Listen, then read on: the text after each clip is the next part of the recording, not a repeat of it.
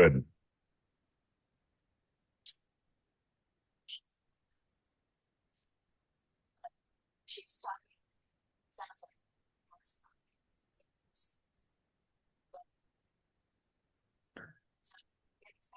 Do I need to request the roll call, Josh? Oh, I think Miss Sutcliffe is probably on the case here. Very good. Oh, you know what? Let's do pledge first, huh? I think that's Sounds what we good. might Yep. be doing first. So, Yep. Okay.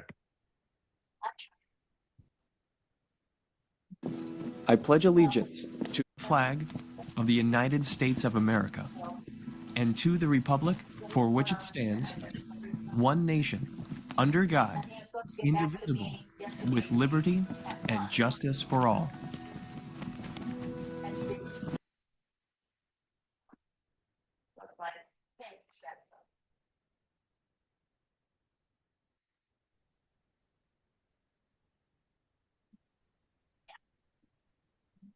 Morning, Mr. Co-Chair and members of the board.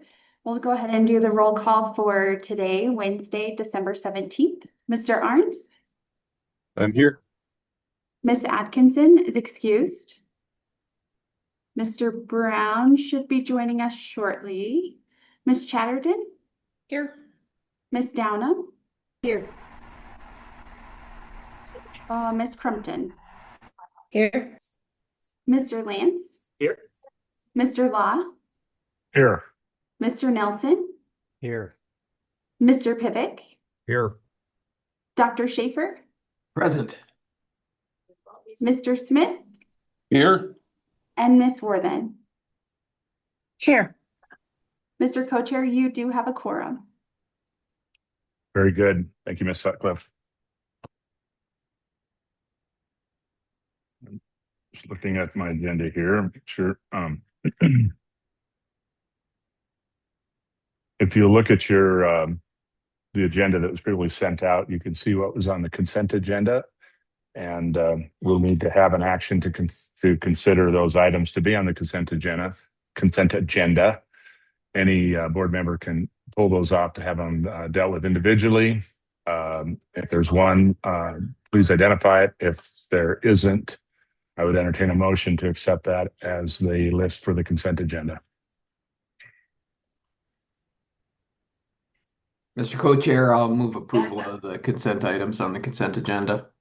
And I'll second that, Mr. Chair. Thank you, Dr. Schaefer, Mr. Pivick. It's been moved and seconded that we would use these items on the consent agenda. Is there any discussion? Seeing none, all in favor signify by saying aye. Aye. Aye. Aye. All opposed, same sign. Motion passes for the consent agenda. Thank you very much. I didn't really, it says on the agenda, welcome, so I'm going to welcome you. Thank you for making the time this morning and being here for this board meeting. I'll turn it over to CEO Durrell for his executive officer report. thank you, Mr. Co-Chair, members of the board. Thanks for being here today and going through a lot of the business that we have in front of us. Before we do that, I just want to double check with Ms. Sutcliffe if there were any public comment inquiries, if anyone had made a request to provide public comment in today's meeting. Mr. Co-Chair and CEO Durrell, there were not any requests for public comment. Okay. Excellent. Thank you. And with that, I'm going to walk through a few slides, if I might. And so give me a moment to pull those up, and we'll go ahead and talk through that. It has been it's been a pretty interesting year in a lot of ways. I think we do have quite a number of board members who have been around for a while. We've got 3 who will be exiting our board after the next board meeting, and we've got quite a few new ones this year. And so, I thought it might be interesting to take a little walk down memory lane. We've maybe done this once or twice in the past, but I always think it's good to kind of start with where we've been so that we can understand where we're going. And why not toward the end of a calendar year as the holidays approach, kind of take a quick look back. If you think about the time that many of you have been on the board, as I mentioned, 3 board members will be leaving. They've spent 6 years on this board, and in 2020 is when I came on board, and that means that we've all kind of been on this journey together, a number of us, and the team that we have has been through a lot of that, and it's pretty interesting. Our team from 2020 until now is 75% new people. And I think that is a good indicator of the type of people that we're looking for and the type of people that are willing to plug into a really complex problem. And we think about ourselves as investing in Wyoming's economic future and really the future of families in Wyoming. But when you think about the economy, it is a complex beast. And there are so many things that are happening inside of it that it's a really a challenging and esoteric topic to even think about. And I think to some comments from one of our board members who's new this year, but definitely not new to the scene in Wyoming, Mr. Pivik, is always pushing us to try to simplify our message. And I really appreciate that because that's a big challenge, but it's also really important. And so, if you want to simplify our message down from 2020 until now, it's pretty interesting. We have been working to find the appropriate role for government in economic development. I think for a lot of years, the Business Council was lucky to be flush with cash in its Business Ready Communities program, up to $74 million at one point in a biennium. Just to give anybody a reference, in the time that I've been here, the most it's ever been is about 50 million, but normally it's about 25 million for a biennium. That's $12.5 million per year to build out infrastructure in our state. But prior to 2020, it was pretty flush with cash, and we did a lot of projects all over the place. So the interesting part is that, and I'll show you here in a minute, there were times before 2020 that we did 50 projects in a year in our communities, and they ranged from little bitty projects to pretty big projects. But we did a lot of those projects, and anything that came our way, we funded. And in 2020, the governor, I think prompted by the legislature, but also because of his personal stances on things, said, hey, we need to take a business look at these things. We need to make sure that they pencil. We need to make sure that our investments provide a positive return for the state and would pass muster in a business boardroom. Well, it turns out that if you look at our boardroom is a lot like a business boardroom. And it turns out that in 2020, they hired a guy who has only been in business boardrooms. And as a result of that, since 2020, a lot of things have changed. And what I would suggest is that we are incredibly, incredibly focused on making sure that we make a positive ROI for the state. We are incredibly focused on breaking down and fixing problems at a local level, whether that be infrastructure, whether that be people getting along, whether that be teams that know how to solve problems, but really looking at a deep level at what's going on at the local scene and educating and fixing those. We've done more in regulatory reduction at a local level than I think we ever could have at the state level. I think a regulatory reduction task force sort of shows that that didn't work out so well. Not much changed, especially for the economy. But it turns out that at a local level, we have been working with and will continue to work with local communities to make their housing, especially housing regulations, much simpler and much more amenable to building housing, which we know is a barrier to growth. The other thing that we've done is we've really looked at how do we take our investments and unlock growth, not necessarily for the nice to haves, but for the have to haves in order to make sure that we're doing what it takes at a local level to inspire that growth. And the other thing is that happens all day in business. And again, if this were a business, which we're treating it like, we would be doging ourselves every day. We look at not efficiency, we look at effectiveness. And so as you think about the presentation that I'm going to give today and you think about the journey over the last 6 years, I want you to realize that that all starts with the people that we have at the Business Council and the people who are part of our board. Because if you don't have the people that are not just here for a job, but here to make change in Wyoming and here to question their moves and improve at every step, you don't take the strides that we've taken in the last 6 years, for sure. In fact, most businesses aren't able to do that fast. And I think it's pretty impressive. And I think it's something that we should think about and be proud of and take for a moment, something that we don't do very often, and beat our chests about it. And so we're going to do that a little bit, which is a departure for me. I like to talk about problems a lot more than I like to talk about our successes, but we're going to do a little bit of both today. But before we do that, I want to take everybody back to the reason we do everything that we do. And that is for the future generations of Wyomingites. That is for the folks that are going to inherit this state from us. We make the decisions we make. And so I want everybody to take 2 minutes. It'll probably take less. And I want you to write down 10 names of people who matter to you, who matter to Wyoming, and Wyoming matters to them. Who cares about the future in Wyoming? Write them down on a piece of paper.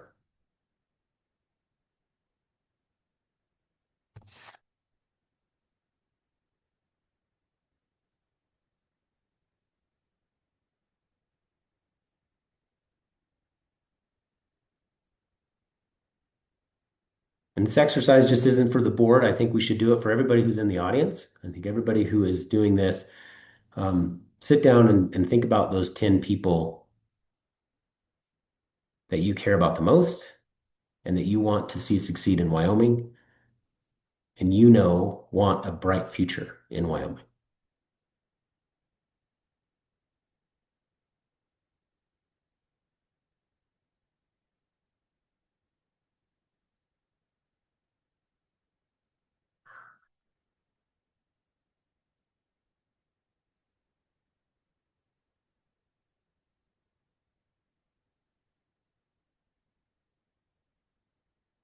Now, if my math is correct, and Dr. Schaefer has a doctorate, so he can check me on this, as the leader of a institution of higher education, 13 board members times 10 is 130 names.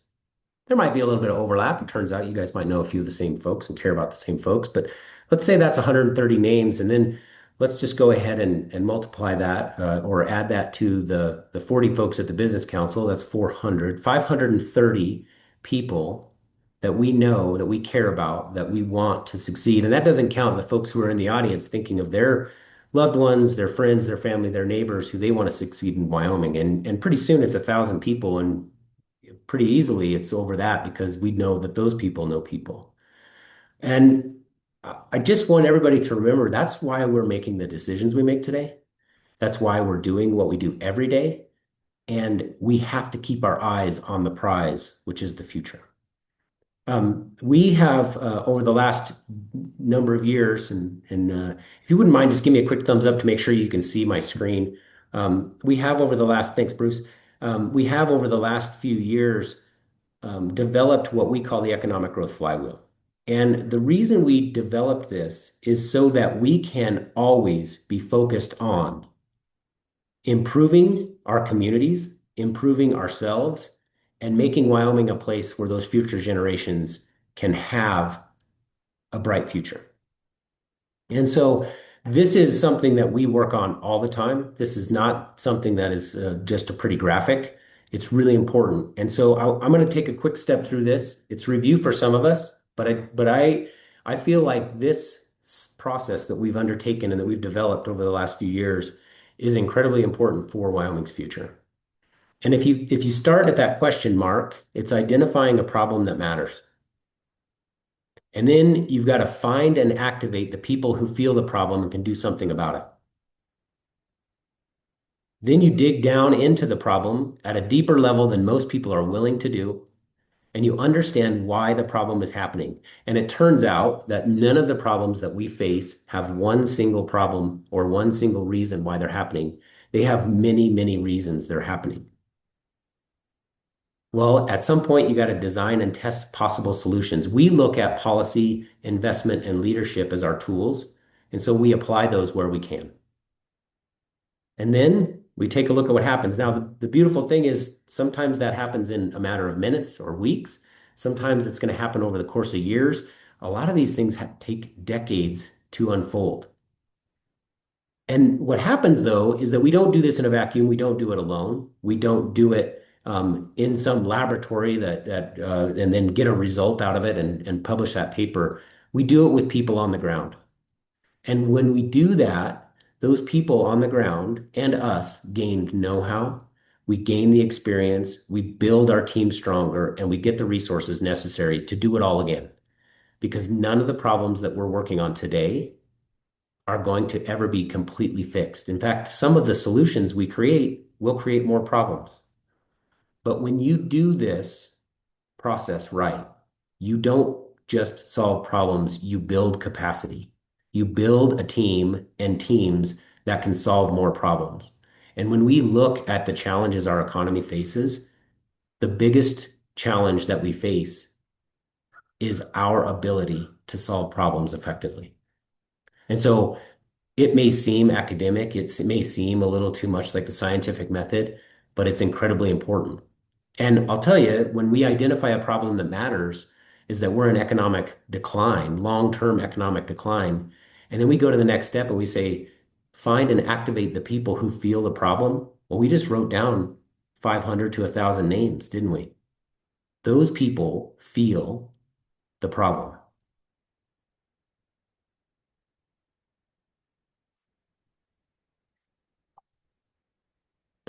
Now, as I mentioned, over the last few years, we've done a lot of things to make sure that we are being as effective as possible. And there's over the last year or two, there's been this push and this term that has become pretty popular in the public domain called Doge. And it talks about efficiency. Well, I prefer to think about effectiveness. That's more important to us than efficiency, because we want the problem to be solved better, not necessarily just faster or with less resources. And so doging is something that we've done for years because it turns out that doging is something that businesses do all the time. This is not a new concept, folks. This is something that we started doing immediately. In fact, during the interview process, I can remember having a discussion with a number of people on the leadership team, and I said, what programs should we cut on day one if I get the job? And everybody looked at each other and said, we got a list. Let's go. Because that is how you have to look at your business. And it's the same way you should look at a government agency. And so we took a look at all of the programs we were doing. We tried to understand the problem they solved and the effectiveness that they had. And we said, first, maybe there's somebody else that's better suited to do that. So we handed off programs to other people. The WCDA took on the community developed block grants. The state energy program was moved to the Wyoming Energy Authority because it was newly formed and it fit their mission better. Air Service to WYDOT. Wyoming Council for Women transitioned to the Wyoming Department of Workforce Services because it fit their mission better. So we immediately said, what do we touch that we shouldn't? That is important. And then we stopped a number of programs, and this is just a short list of things that we stopped. These are all programs that didn't make sense to changing long-term economic decline. And so we stopped doing them. But there's another thing that we started to do, and I think it's really pretty critical, and this board and the governor and the legislature all took part in helping us make that better. And that is we began to iterate and increase the program effectiveness for the programs that actually were addressing the problems. Because it turns out that a program started back in 2003, even if it was the best program ever, is probably not well suited to solve a problem that exists in 2025. So the idea that we're running the same program is not only ridiculous, we just couldn't do it. It just wouldn't work. And so I want to take you through a little bit of a timeline. You maybe have seen this before, But this is a timeline of events and changes that have been made to BRC, the Business Ready Communities program, sort of the flagship program, the thing that everybody either knows us for or fights about. And this program has been changed dramatically since 2020. 2020, the biggest change is that we started saying no to projects. That was not very palatable to most people. Half of the projects that came before us in that first 2-year period, we said no to because they weren't projects that were going to bring ROI. So that sent a signal, a strong signal to our communities that we know they can do better, and they responded. And ever since that day, we have not taken a board meeting where we haven't changed either in a big way or a small way the BRC program to address the problem that we continue to understand better every day. So that's just half of it, though. It turns out that we continue to do it. This is the full spectrum of changes that we have made to BRC over the last few years. That's not in a vacuum. That's not just for BRC. Main Street has undergone that same iteration. Our market expansion grants have undergone that same type of effectiveness view. Our trade shows that we attend, there is nothing at the Business Council that doesn't iterate and improve every cycle. It's just part of who we are because that's what running a good business is. The other thing is that when you do those kinds of iterations, you better check and make sure they're doing what you want them to do. You better make sure that they're returning results that are positive, or you're going to have to reiterate again. And we've done that. So if you take a look at BRC and the investment that we have made with state and taxpayer dollars, you're seeing that the investments that we're making are continuing to be better. If you were to compare this to any 5-year period prior to 2020, you would see a dramatic difference in one, the amount of funds awarded. That amount would not be for a 5-year period. That amount would probably be for a 2-year period because it was pretty easy to get money from the Business Council. I think most people would agree it's not now, and it shouldn't be. The other thing that's really interesting about this is that we have leveraged much more money than we put in. And that 178.5 million is a market increase over what we saw before. We were the major funder in previous times. Today, we are not. The number of jobs that we have pushed hard, this board has pushed hard to get unlocked is much higher than it was in any previous 5-year period. And the annual impact, and this is where people get confused. They think, oh, well, you've spent $100 million to get 500 jobs. Well, sort of, except that those are jobs every year that go over and over and over again for many years into the future. $30 million economic impact annually. So that means that the money that we put in 3 and the third year gets paid back by that annual economic impact. And so when you start to look at these numbers, you can realize that we are not only great stewards of state funds, but we're investing in the future of our state with those funds. We don't do this a lot, and this is a slide that has a whole lot of information, but don't worry, there'll be 6 of them because we have 6 different regions in our state, and over the last year and a half, just the last year and a half, these are the things that have happened in each of our regions.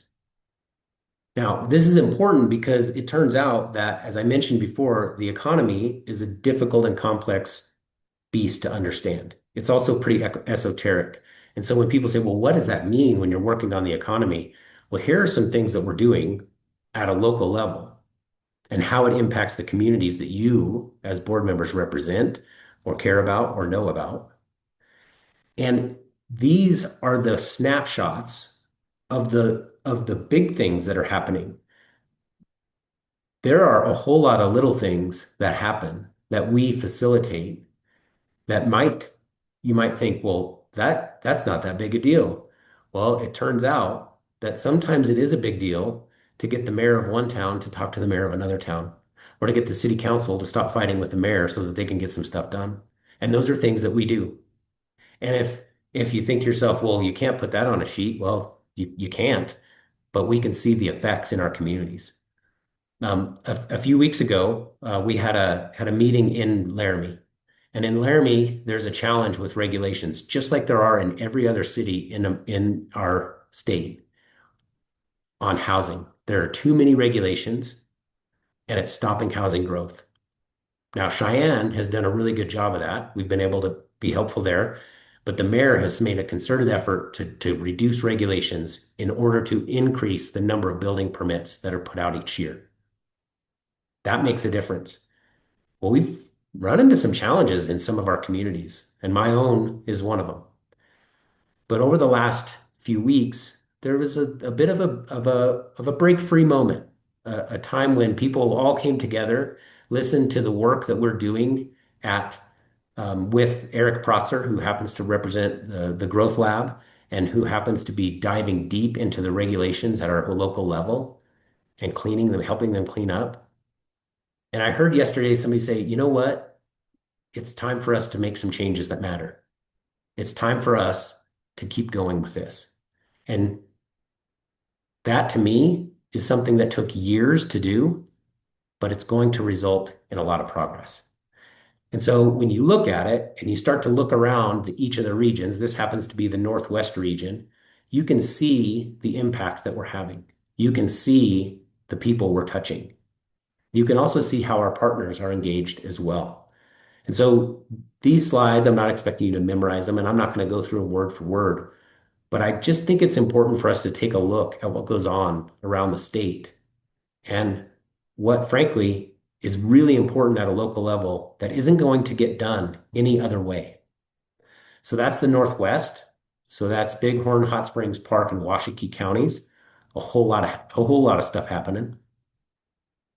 If we jump down and kind of go through Fremont, Sublette, and Teton counties, you can see that there's a whole lot of things happening there as well.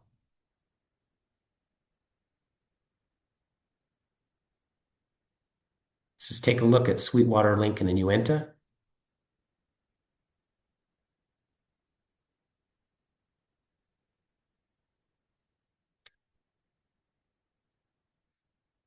Maybe we'll move over to where I've spent most of my life, Carbon, Albany, Laramie County, and Goshen County.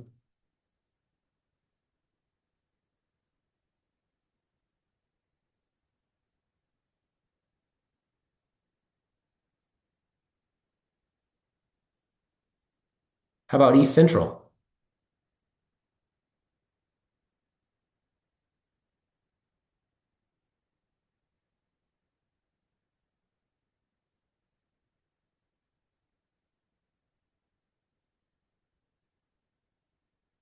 And you're going to notice as we go through these, it's not just the big towns, it's not just the big places that we work in, it's all of the places. We had a team come into Lusk in Niobrara County and try to understand what are some of the challenges that Lusk faces. What are some of the challenges that these extremely rural communities face so that we can address them? It turns out that Wyoming is incredibly rural, right? Every community in our state is technically rural. But we know that the extremely rural, those very, very small places, face challenges that those of us in the big cities don't understand. But we care about those because it matters to those small communities. And so understanding the challenges that they face because they're unique is really important to us. And so whether it be Insight, who went around the communities in our state and said, hey, these are the ways you need to look at economic development, or whether it be the Growth Lab, who came in and looked at the smallest communities in Wyoming. These are programs that matter to Wyoming. And these are things that are not going to get done any other way. And if you think about the economic engine that Wyoming could be, it's going to take all of us. It's not going to happen with one fell swoop. It's not going to happen with one project. It's not going to happen with one stroke of policy at Washington, D.C. It's going to happen at the local level with strong teams. And it's going to happen because they have people who are working for them and communicating for them what's important, not just to our board, but to the legislature. And so if I were to say the five things that we've done in the last 6 years, I'd look at it like this. It's not about the free market, it's about making the market work for Wyomingites. And if you look at Main Street, you look at market expansion grants, you look at our trade shows, you look at the work we're doing at that local level. And for entrepreneurs, we're filling the gaps with YVC, with Kickstart, with SBIR matches. We are making the market work for Wyomingites, which is much more possible than creating a free market for the entire world, because we're not going to be able to do that. We have been doging ourselves since day one, probably before that. As I mentioned, when I asked that question during my interview process, there was a list. There were things that people wanted to kill because they didn't make sense and because they were a waste of time. We did it. We're going to continue to do it. In fact, some of the programs that we're talking about today that we're very proud of in a few years shouldn't exist. That's how it works. We're educating and building local teams. We're not going to be able to be in every place every time there's a problem.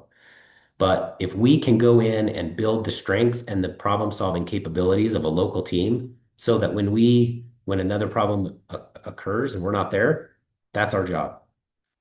Of course, that local regulatory reduction is something that is hard to see when you're inside a community. You don't understand how those are affecting you, but we can provide that outside view, and we can provide what has worked in other communities so that our communities can reduce the regulatory burden that developers might face and businesses might face to make that environment better for business.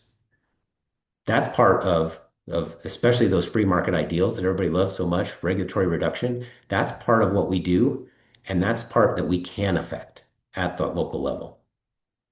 And then, of course, our big project, our big program that everybody knows so well, it actually enables the critical local infrastructure, not the nice to haves, the have to haves for growth, those barriers to growth. And when we look at all of these things, we realize that that's a lot of good stuff. But it's not going to be without it's not going to just continue to happen without our budget. And so I want to walk you through what we have provided to JAC and we'll present what we wanted to present at JAC over the next few slides about how our budget builds resilient communities.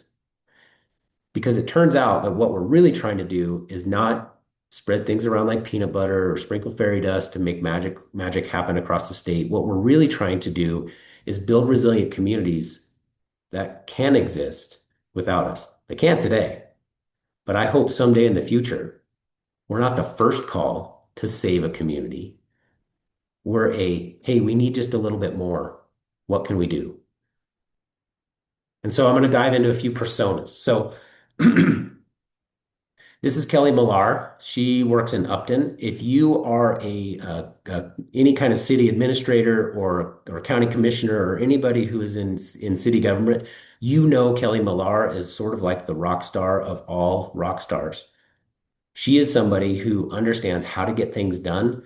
She wears a whole lot of hats in that small town of Upton, and she does it really, really well. And she's built a strong team, and she continues to work closely with her team. But the thing that we have been able to provide for somebody like Kelly, who is a master of her craft, is we've been able to provide a deeper level of problem-solving capabilities through our assessment to action program. So this picture that she's in front of is actually her working with people from our team and her town on a fishbone diagram that is breaking down the challenges that they face down to their component parts and the root of the problem. We all have great ideas for these surface problems that we see, but it turns out that at the local level, there are no such thing as simple problems. And the problems have a lot of different legs, which have legs, which have legs. And you got to get to the root and you got to get to ones that you can solve. And that's what assessment to action does. That's not just a one-day thing where we come in and tell people how to do it. No, it's a 10-week program where people come in and they work with us and we work alongside them and we require them to do homework and they do the work over the course of this time to improve their community in the moment, but also into the future. Now, if we take a look at our budget, you say, okay, well, that's great, but how does your budget connect?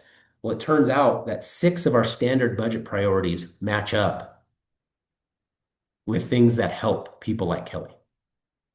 And 4 of our exception requests do as well. I won't bore you with the individual items, and I won't bore you with the idea that we got to get down into the nuts and bolts of it. It's all in our budget book. If you really want to look at it, it's a riveting read, and I'm sure many of you will fall asleep a few times doing it, but it's important to know that we have done the background work. But 10 different items from our budget support people like Kelly. And it turns out there are hundreds of people like Kelly around the state.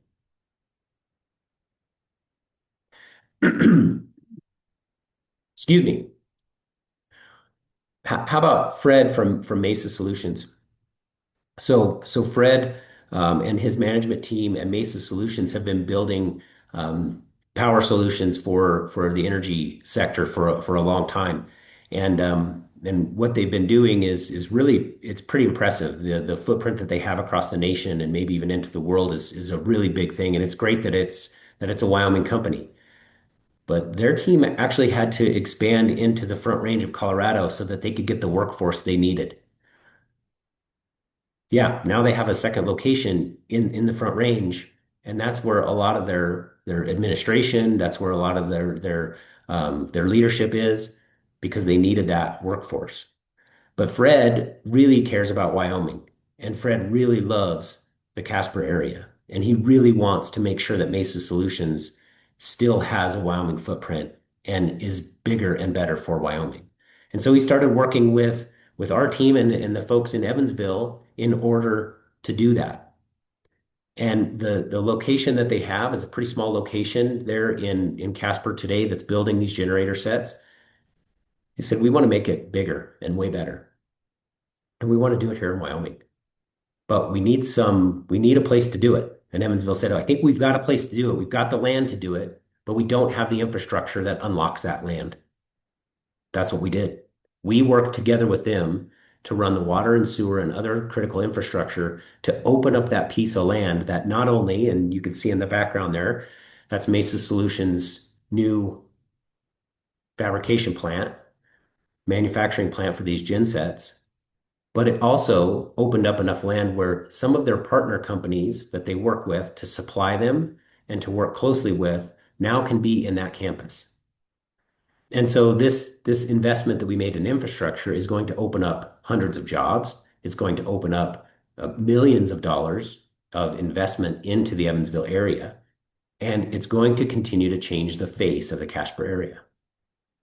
Now, we don't want them to move to the Front Range, but those are choices that business people will absolutely make, and they make them because their job is to make sure that their business continues to run. In their heart, they may love Casper, Wyoming, but in their head and in their boardroom, they can't say we will do it to the detriment of our business. And so they have to make those business decisions, and we want them to make those business decisions to stay here.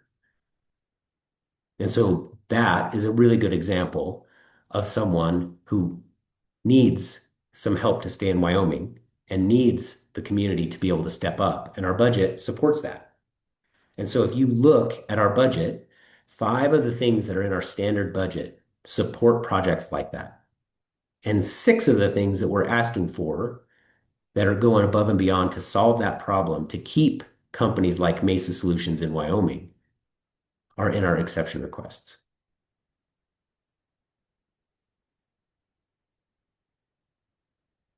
The overlap between our budget and the problem we're solving is extreme. But it's not just them, right? We actually know that there are a lot of other places. It's not just those companies that have been around a long, long time. This is Grayson Buckingham, who will happen to be at our Critical Minerals webinar at 12:30 today. That is, if I stop talking at any point, which I might not. But entrepreneurs like Grayson have been around for a number of years trying to make their business work. In the span of the last 8 years, Grayson has worked closely with Business Council programs to help him get over the hump and help him stay in Wyoming as much as possible for what we believe is essentially the mining of the future that's being developed at DISA Technologies. But at one point, it was just Grayson and his partner John working on an idea and a dream, and they needed a way to get from one step to the next in terms of commercialization. Now, they've been able to make it work. Now, frankly, they've had to open up locations in other places for the exact same reason as Fred at Mesa. But they continue to see a future in Wyoming, and we are there to support them.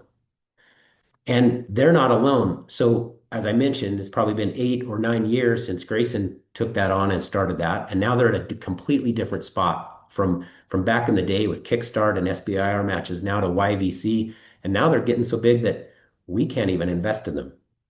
That's a big step, and it's an important thing. But it turns out that those new entrepreneurs are created every day in Wyoming. And we want them to be able to achieve their ambitions here. Now, these folks at Power Theory are approaching a new problem with some new technologies, just like Grayson was 8 or 10 years ago. And they're at a spot now where they have to make that hard decision. Do they go to those large population centers where they know they can find the talent, they know they can collaborate with people that can help them with their answers, or can they stay here and help work with us to fill those gaps in the entrepreneurial ecosystem? As I mentioned, we're trying to make the market work for Wyomingites. And if you were to ask them, they'll tell you it's not easy, but an organization like the Business Council helps a ton. And if you think we don't, take a look at all of the ways that our budget aligns with the challenges that Grayson and Keon and Luke see. And you're going to see that the things that we're asking for and the things that we're doing matter to people like that.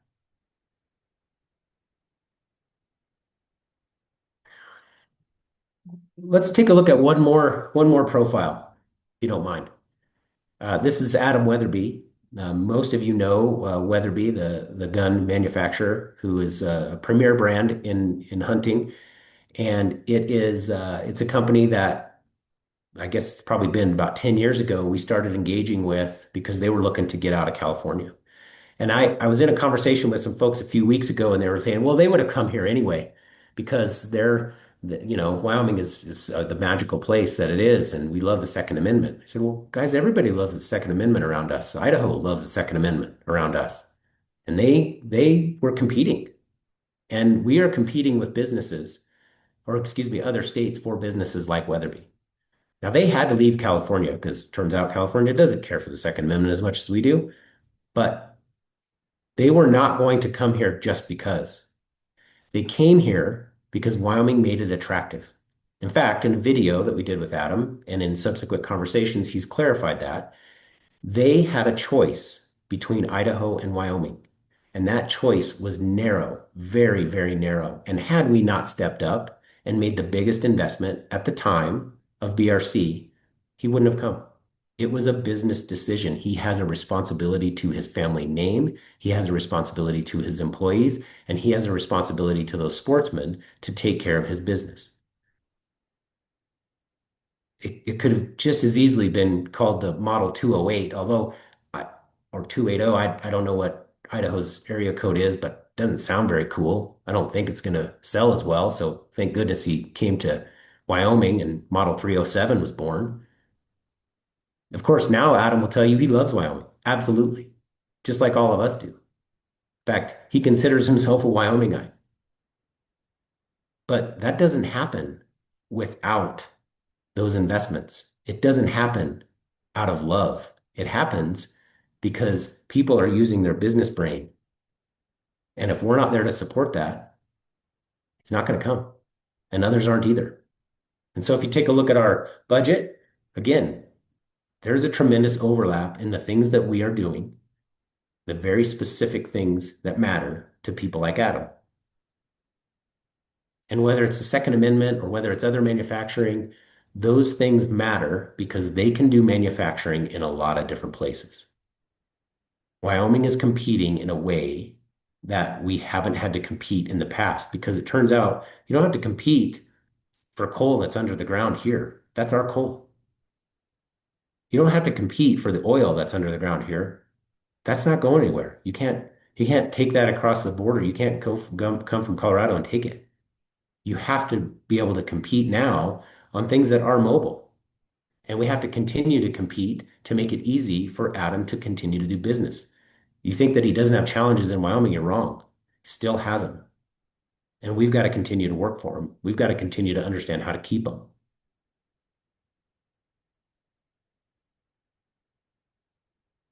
Now, you've all heard me say this, but it's not enough, right? The things that we're doing today are good. The things that we're doing are leveraging state dollars better than we've ever done in the past.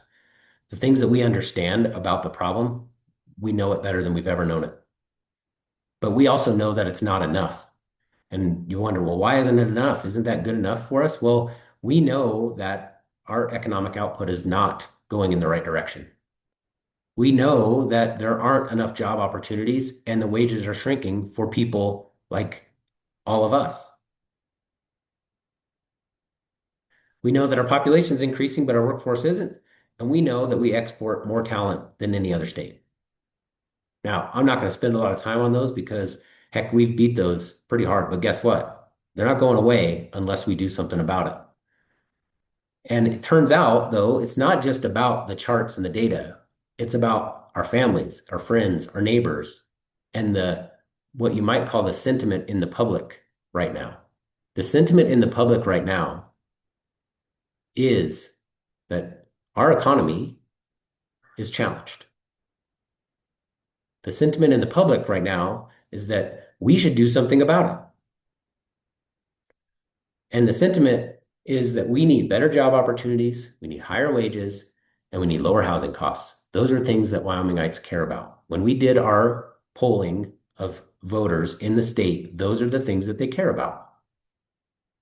Now, I know all of you on the board know this data. I know all of you out there who are working in your communities know that this is what people feel.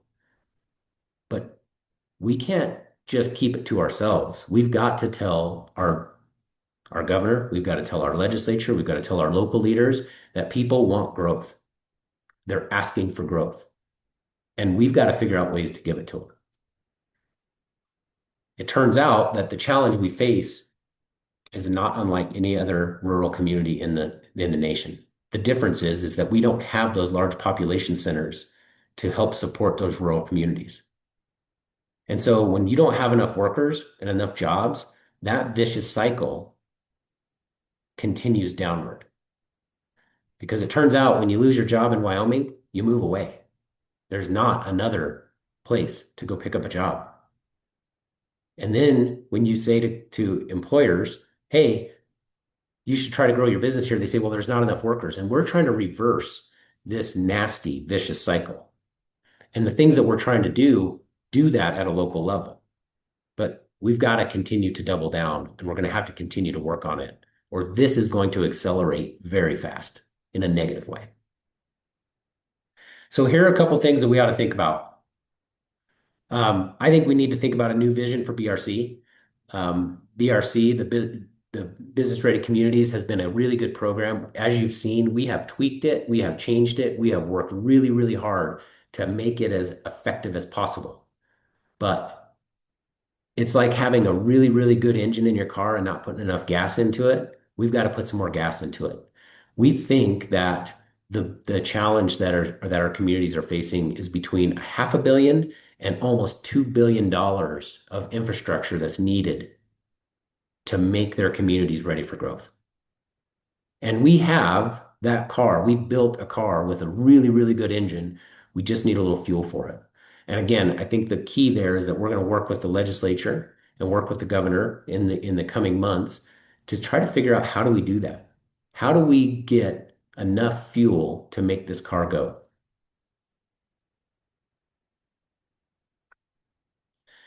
The other thing that we know is that in addition to infrastructure, we've got to create an environment where a lot of jobs are created. And I think that all of you are either in business or you're in institutions that help create jobs or create the workforce for jobs.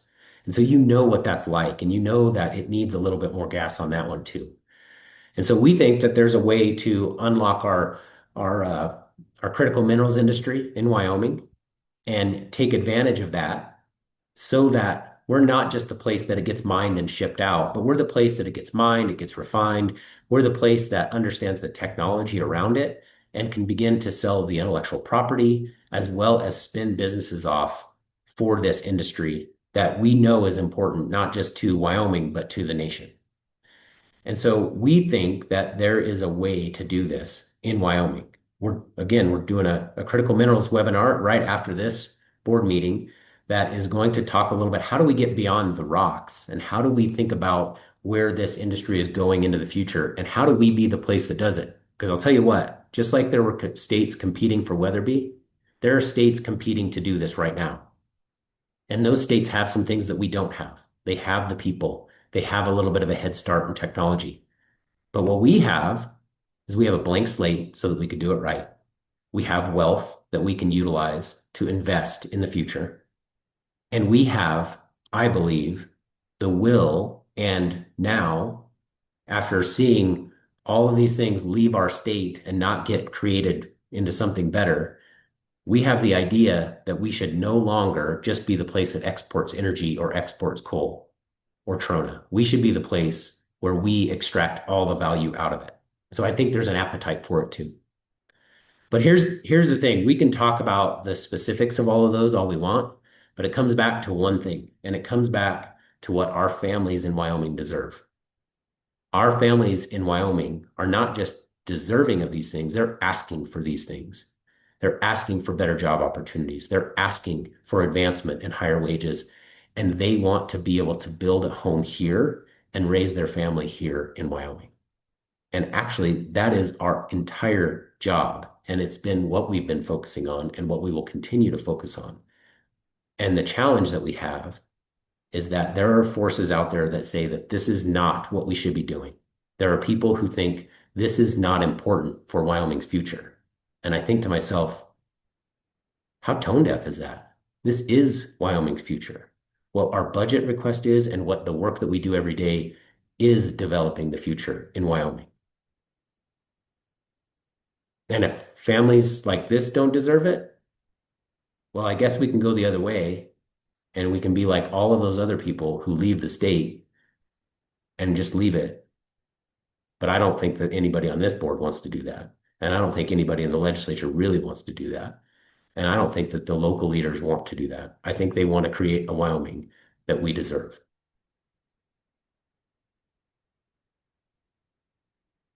So I want you to take a look at that list of 10 people that you wrote down. And I want you to think about what their options are and what our responsibility is to those people and how it is our job to help create an environment where they have a bright future and they can chase their ambitions in Wyoming. And I'm happy to stand for any questions about our budget, about the presentation, and about where we're going as the Business Council. Thank you. Thank you, Josh. Well said. I think I have a lot of things, but I'm not going to use this venue right at the moment for that because I think there's some good questions from some other folks that you and I have the opportunity to chat a little more than some of the others. So, anything from anyone? Mr. Co-Chair. Yeah. This is Joe Schaefer. Hey, maybe not so much a question, although I would always appreciate hearing our CEO opine on the issues. But just as some preparation on our agenda today, we have a series of things that deal with extended investments or contract extensions or expansions that tie, I think, to a lot of the stories that Josh was just talking about, entrepreneurship, what we're doing to work with communities to help them identify and create solutions around binding constraints. And I just put a little nudge out there to Josh and his team that when we get to those conversations, help us tie a little bit more specific to those investments, those contracts, and what specifically we've done and what we specifically are looking at doing to help entrepreneurs, help communities, help solve those problems. So we get a sense of what that investment actually is going to look like. Because we do have those stories, and it's good for us to tell the stories about the work that we're doing, but it's always helpful to really draw those direct connections to the investments and the activities that we make as a council, to those specific outcomes. So, Josh, happy to hear any thoughts you have, but in general, maybe just more for your staff to think about, those items that'll be coming up in our committee agendas here in a second.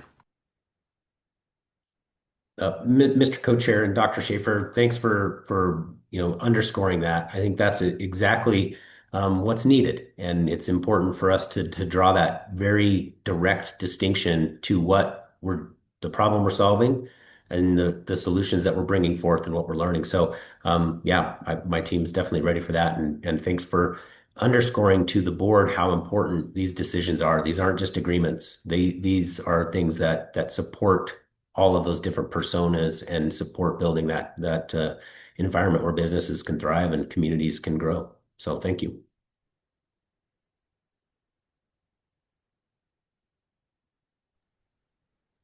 Gave some of the others a little time to think about some things. Anything? Mr. For Co-Chair, Josh? Mr. Smith has his hand up. Oh, I'm sorry, Derek. Oh, It didn't beep. It didn't You are beep me fine, up. Mr. Law. I just wanted to um, basically say thank you to Mr. Durrell. I think it's very helpful to see, especially the examples towards the end of that presentation, where we're walking through actually how the Business Council directly impacts our communities, whether it's businesses or community leaders. I think it's important to understand how these pieces all go together. When you see the name Harvard in terms of either funding or projects, sometimes that can cause people to be disconnected, but to actually understand how does that work that's provided through Harvard impact Upton? How does that impact, our smaller communities who sometimes can look at these things and go, what does that mean to me? The closest extension office for UW is an hour away. Why would I care what a college on the other side of the country says? But to actually show how those programs impact them, I think is incredibly valuable.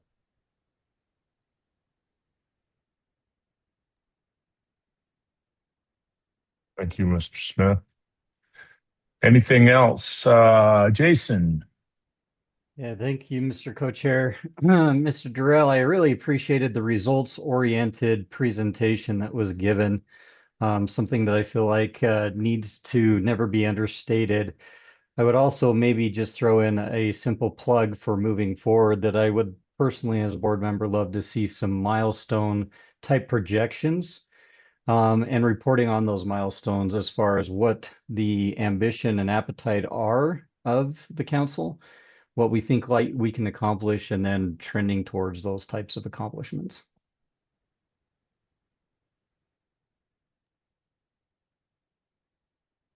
Thank you, Jason. Anybody else got their hand up that I can't see? Okay. Thank you, Josh. I appreciate it. Great comments, and I'm sure we'll get into some other stuff before we certainly get done. So with that, I would turn it over to the Investment Standing Committee, Mr. Smith. Absolutely. Thank you, Mr. Law. Just want to get rolling through the investments. Lots of great stuff to start talking through. Lots of great projects going on. So I think the first thing I'll do is hand it over to, I don't know, Bert, if you wanted to say a couple words, or if you just want me to kick it directly over to Brittany.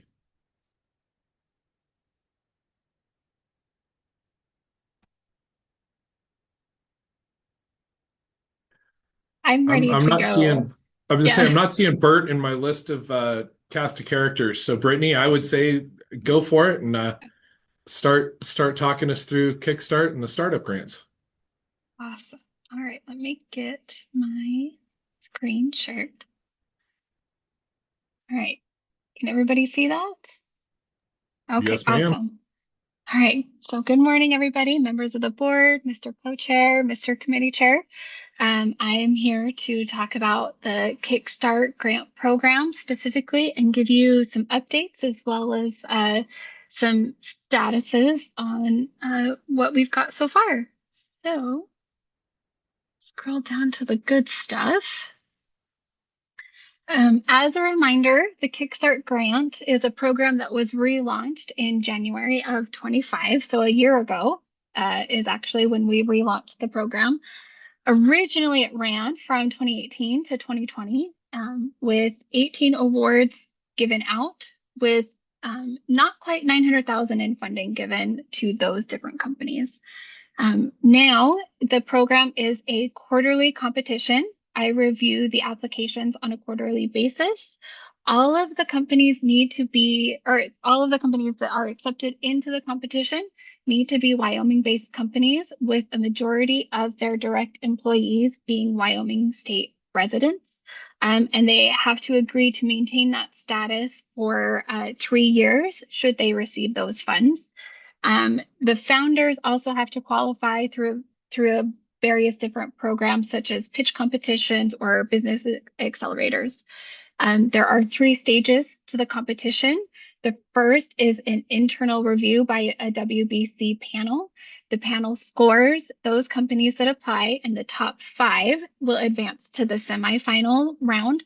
The semifinal round is a live but virtual pitch event in front of a panel of 3 investors and or partners to the WBC.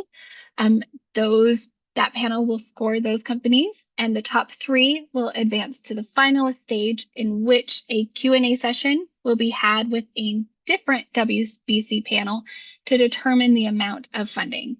I also want to make sure we point out that all of those panels that I mentioned have different judges each quarter, and each panel is different in itself. So I try very hard to keep the panels varied and diverse.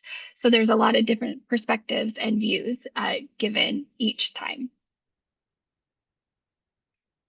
Our current financial overview for the program, we have awarded 9 grants for a total of $450,000.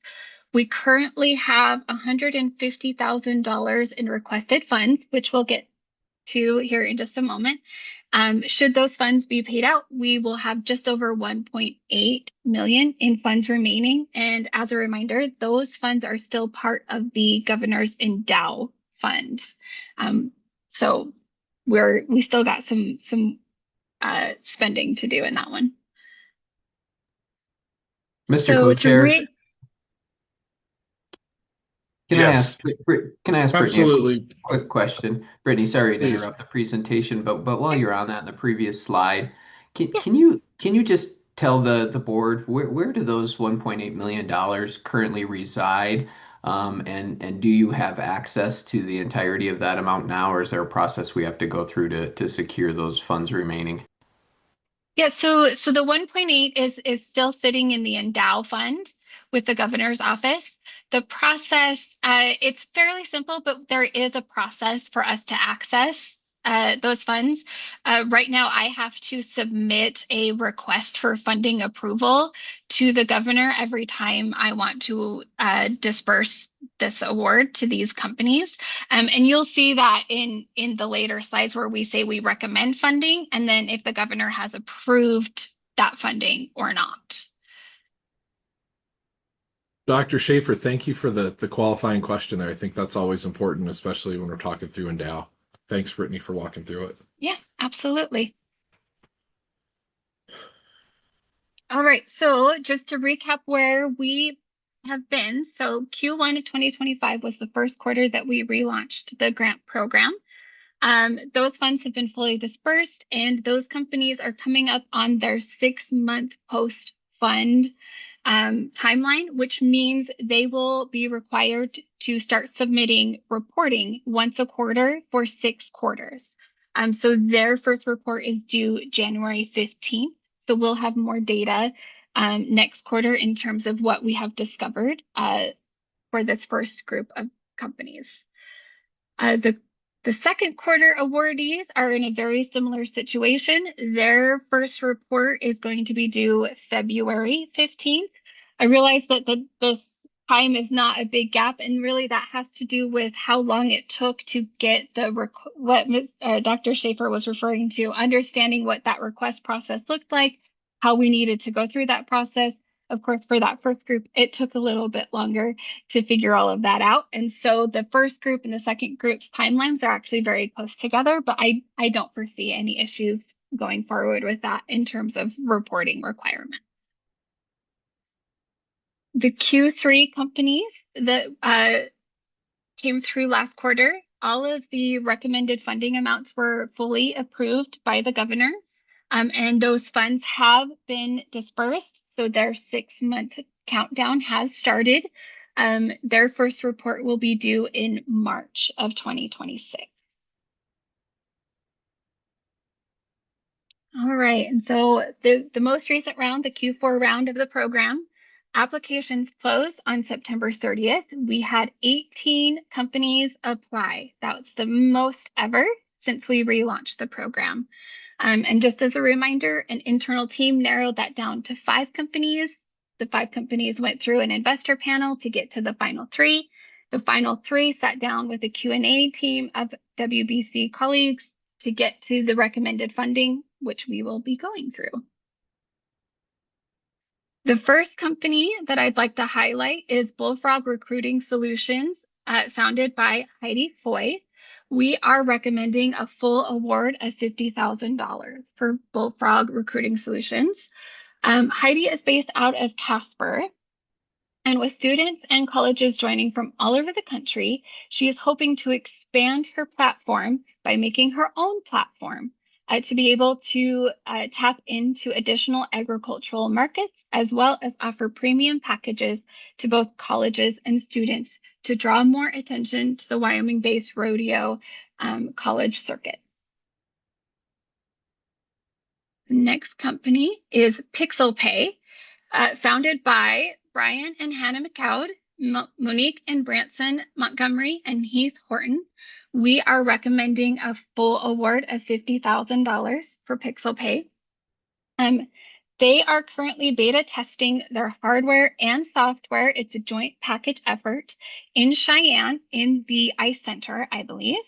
And once finalized, they will, which is hopefully in Q1 of next year, they're very close to being done with their beta testing. They will roll out their product and their software to their wait list of clients, which is already including places outside of the state like Oklahoma and Kansas. They also plan on onboarding additional employees to support their continued growth through manufacturing efforts and sales and marketing efforts. The last company for this quarter is Sweet Motivation, founded by Kim Hoyt. We are recommending a full award amount of $50,000. Kim is hoping to, with this funding, expand her product offering by developing an app to offer educational content as well as subscription product refills for her physical product, which is called the Prevent-A-Pack. She is also hoping to create partnerships with Wyoming-based manufacturers for the production of her Prevent-A-Pack and some of the components inside of the product. And with that, I am happy to take any questions that the board may have. Great. Thank you for that, Brittany. Any additional questions from the board? Mr. Pivik.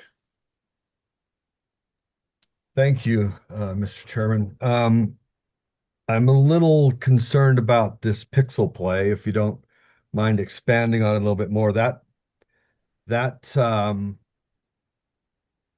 platform has been done and patented. I mean, I used it just the other day when I was at Oregon State.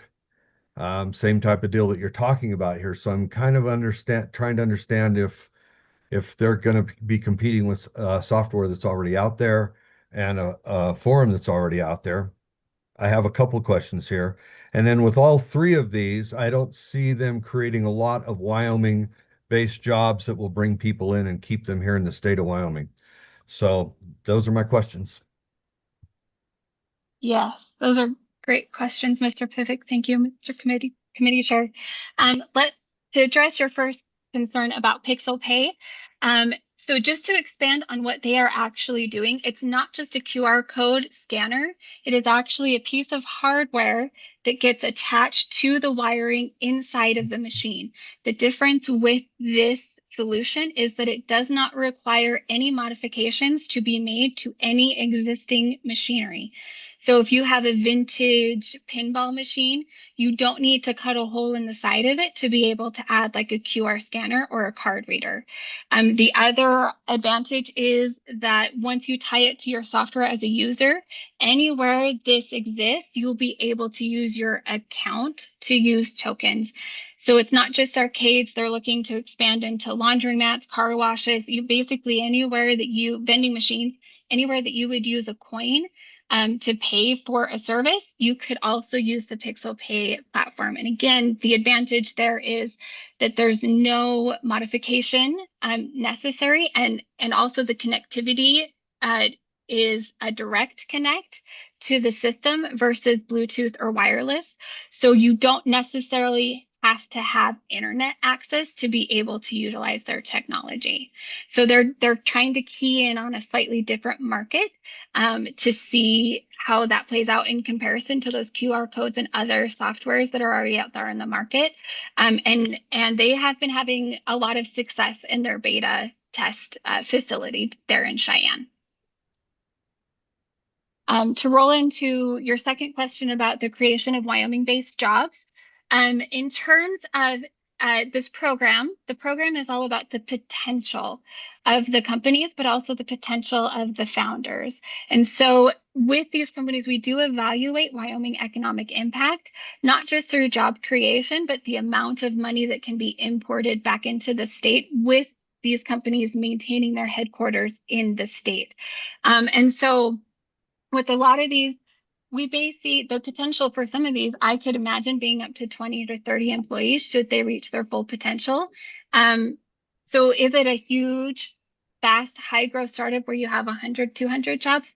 No, they're not. But these founders are gaining experience in how businesses are executed and run. And the hope is that some of these businesses will turn into the next DISA, the next heirloom, and create those large number of jobs in which the return on our investment will greatly outpace everything else that we've done with the program. So that's the ultimate goal.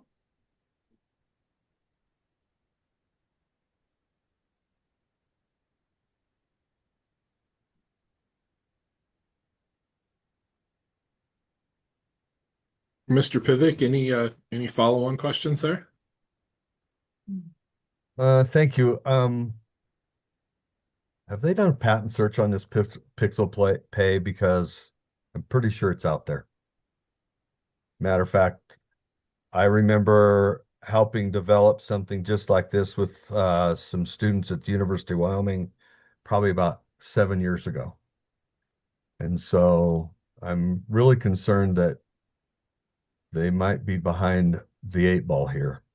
So in your questions to them, did you ask them for a patent search?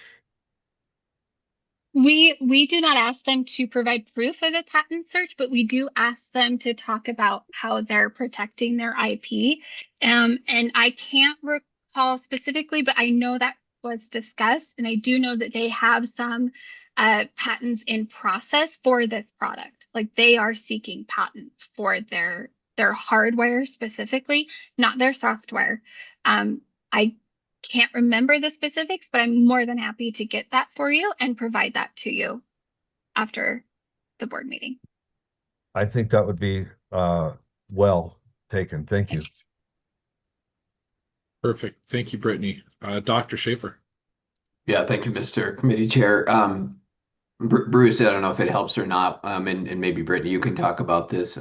Many of these companies, at least I know the Pixel Pay one was also part of the Generator G Beta Accelerator program, and actually had the opportunity to hear from all of their founders in a mentor swarm that they do every year, and ask that exact question because it seems like the ability to use electronic methods of payments for vending and token type machines has been around for a while. So I asked that specific question, and they didn't show me proof, but we talked a lot about the work they did around IP specifically to their technology.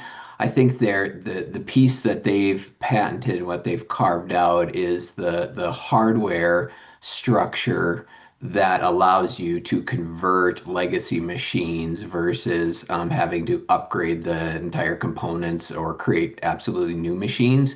That's their market and why they're looking at arcades and some of those older devices like washers and dryers.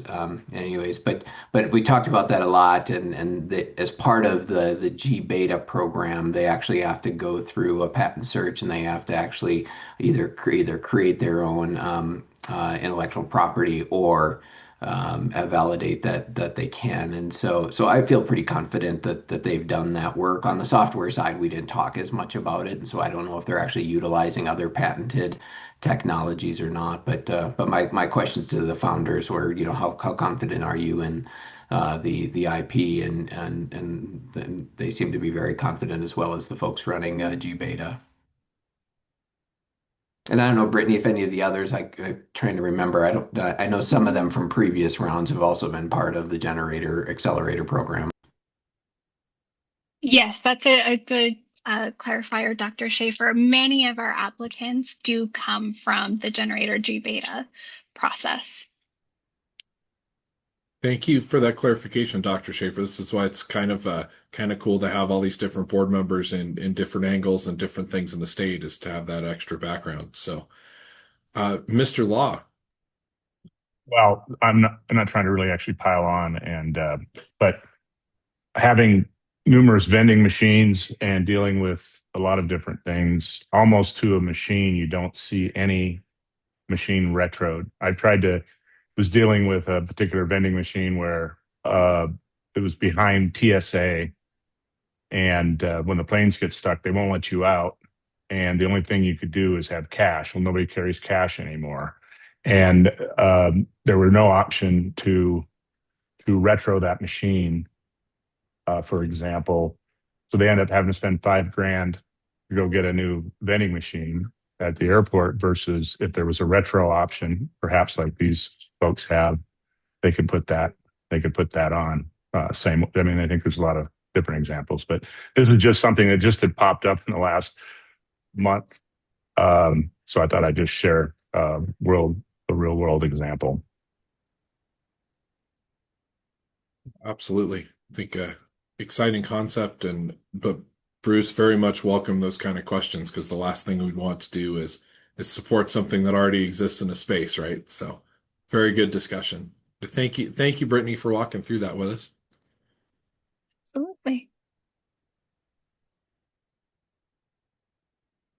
Did we have anything else you wanted to cover in the Kickstart, et cetera, side of the world before we kick it over to the YVC update? No, I think I am good. Thank you, everybody, for your time this morning. Fantastic. Thank you, Ms. Faulkner. So with that, like we said, we'll go ahead and kick it over to the YVC side with Mr. Finnegan and Mr. O'Brien.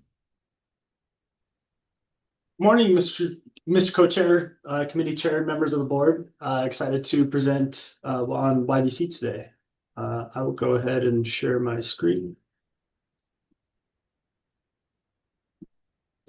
All right. Can everybody see that? Yeah, you're good, Rylan. Sweet. Thank you, Mr. Smith. Good morning. Just wanted to give a quick shout and big thank you to Amy Quick and the 3 Elephant team on this new deck that we're using going forward with YVC. So with that, I will jump right in. Just a quick reminder on YVC. YVC is making investments in exchange for equity, which is dilutive capital for early stage companies driving for national or global markets and hoping to exit their company, meaning sell their company to an investor or to another company one day.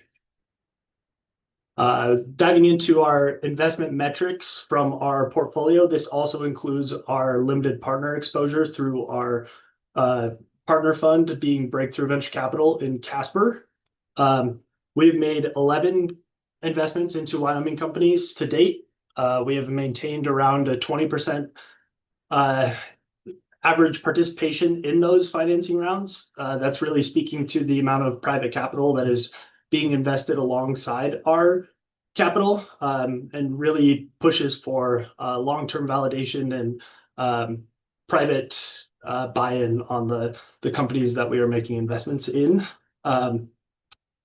Looking at our leverage ratio, a quick reminder here, the long-term goal for our YVC program from Treasury's perspective is that 10-to-1 leverage ratio.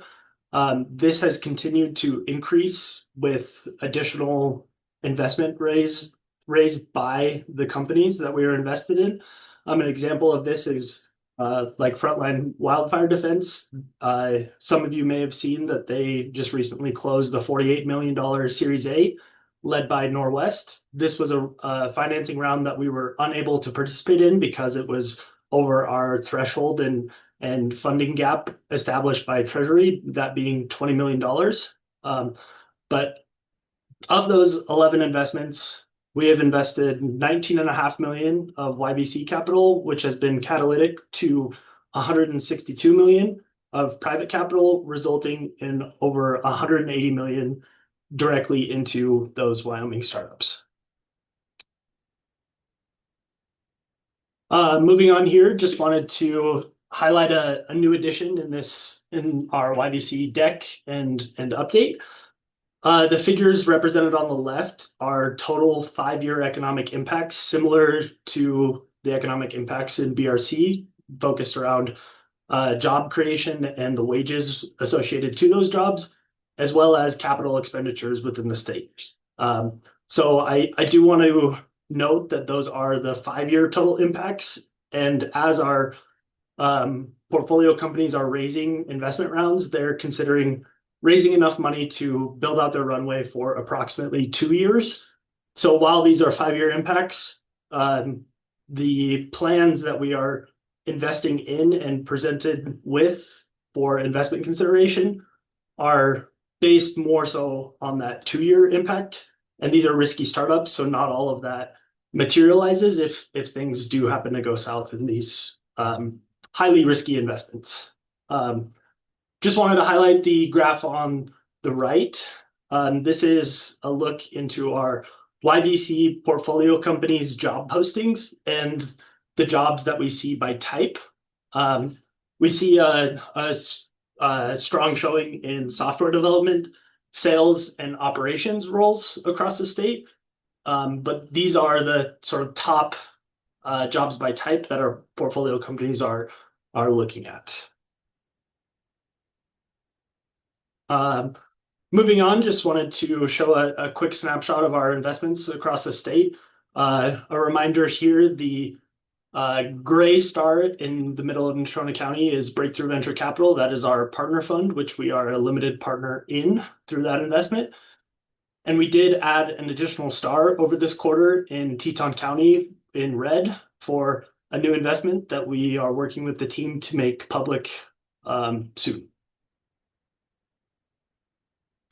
Here's a quick snapshot of the notable co-investors to date. The big takeaway from this slide is that we continue to build out and expand our YVC network from the lead standpoint and continue to drive in notable and significant amounts of capital and large checkbooks into Wyoming companies.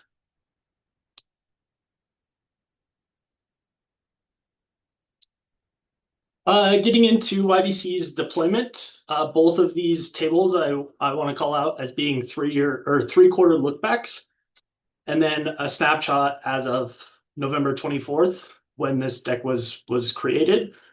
I will note that the YVC total invested on the table above shows right around 23 million, which doesn't exactly line up with the 19 million on the previous slide.